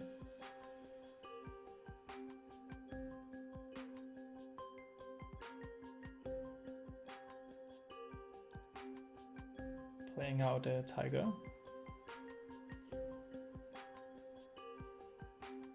And using Ren's ability to bring back the Scalding Tarn.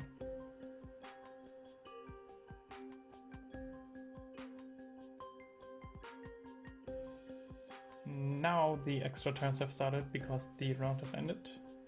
Ola plays a Misty Rainforest as his land for turn.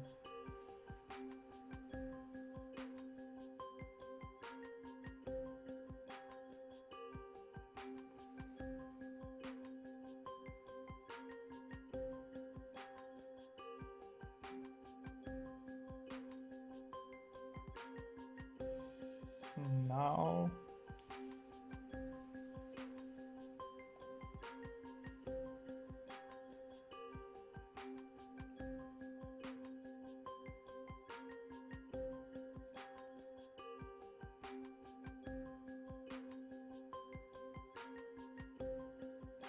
he's just passing back to Philip. Philip is drawing, so this is the second extra turn.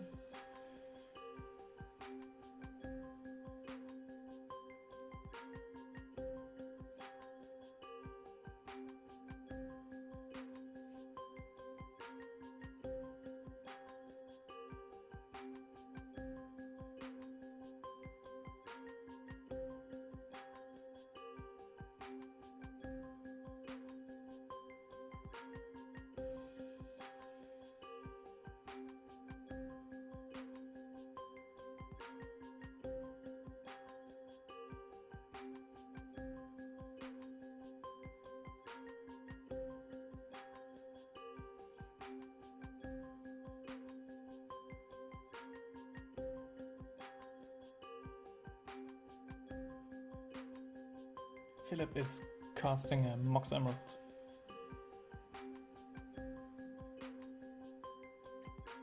He swings in with the Knight of Autumn, bringing Ola down to 16.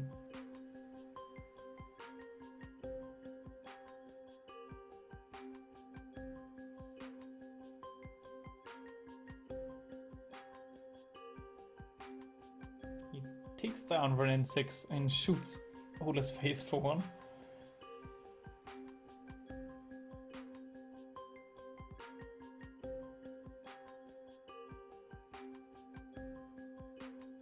Plays a Caracas as his land for turn.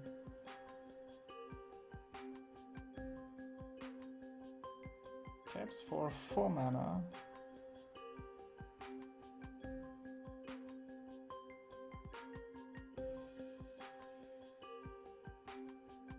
To cast a Saskia the Unyielding. Oof.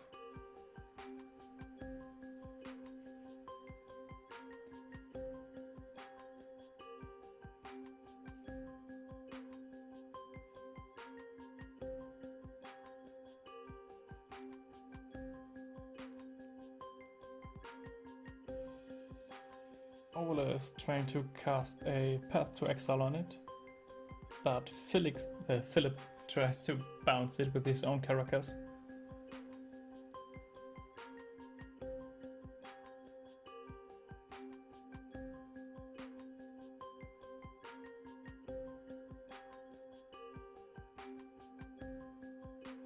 In response, Ole is going to crack his Misty Rainforest.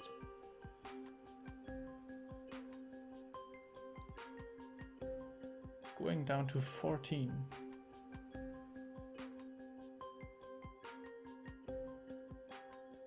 He's going to find a second hollow.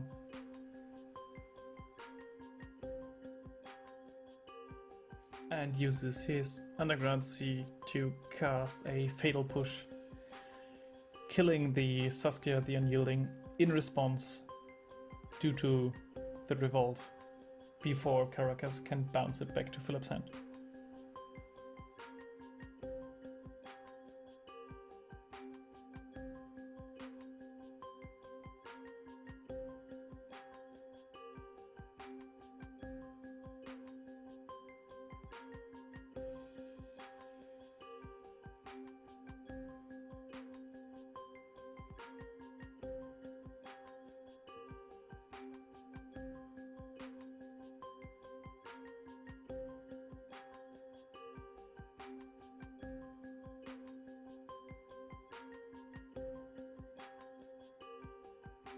Ole untaps the third extra turn,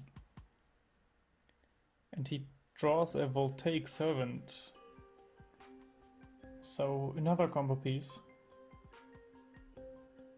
He now has backup in case this Manifold Key is going to get blown up.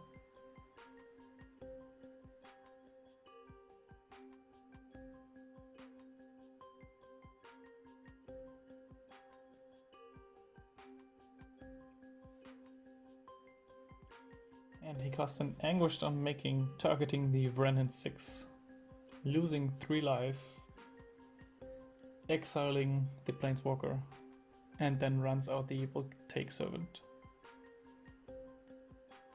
So this is Philip's last turn, draws a card.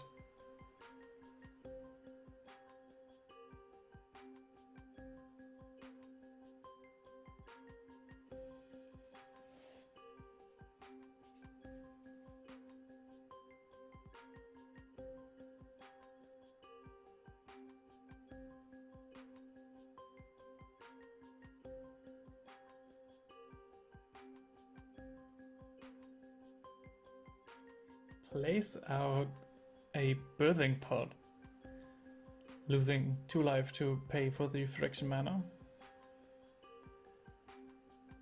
And he's then going to pot the Night of Autumn. I'm not sure if he has a pot chain that could win him the game here right now.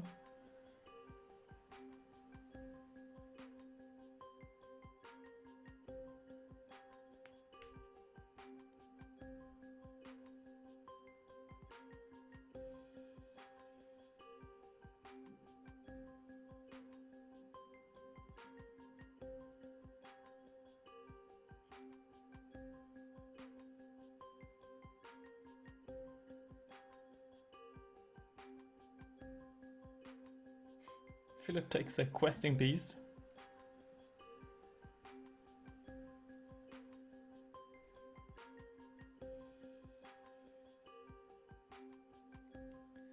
presenting all the nice keywords to Ole so he can read the card.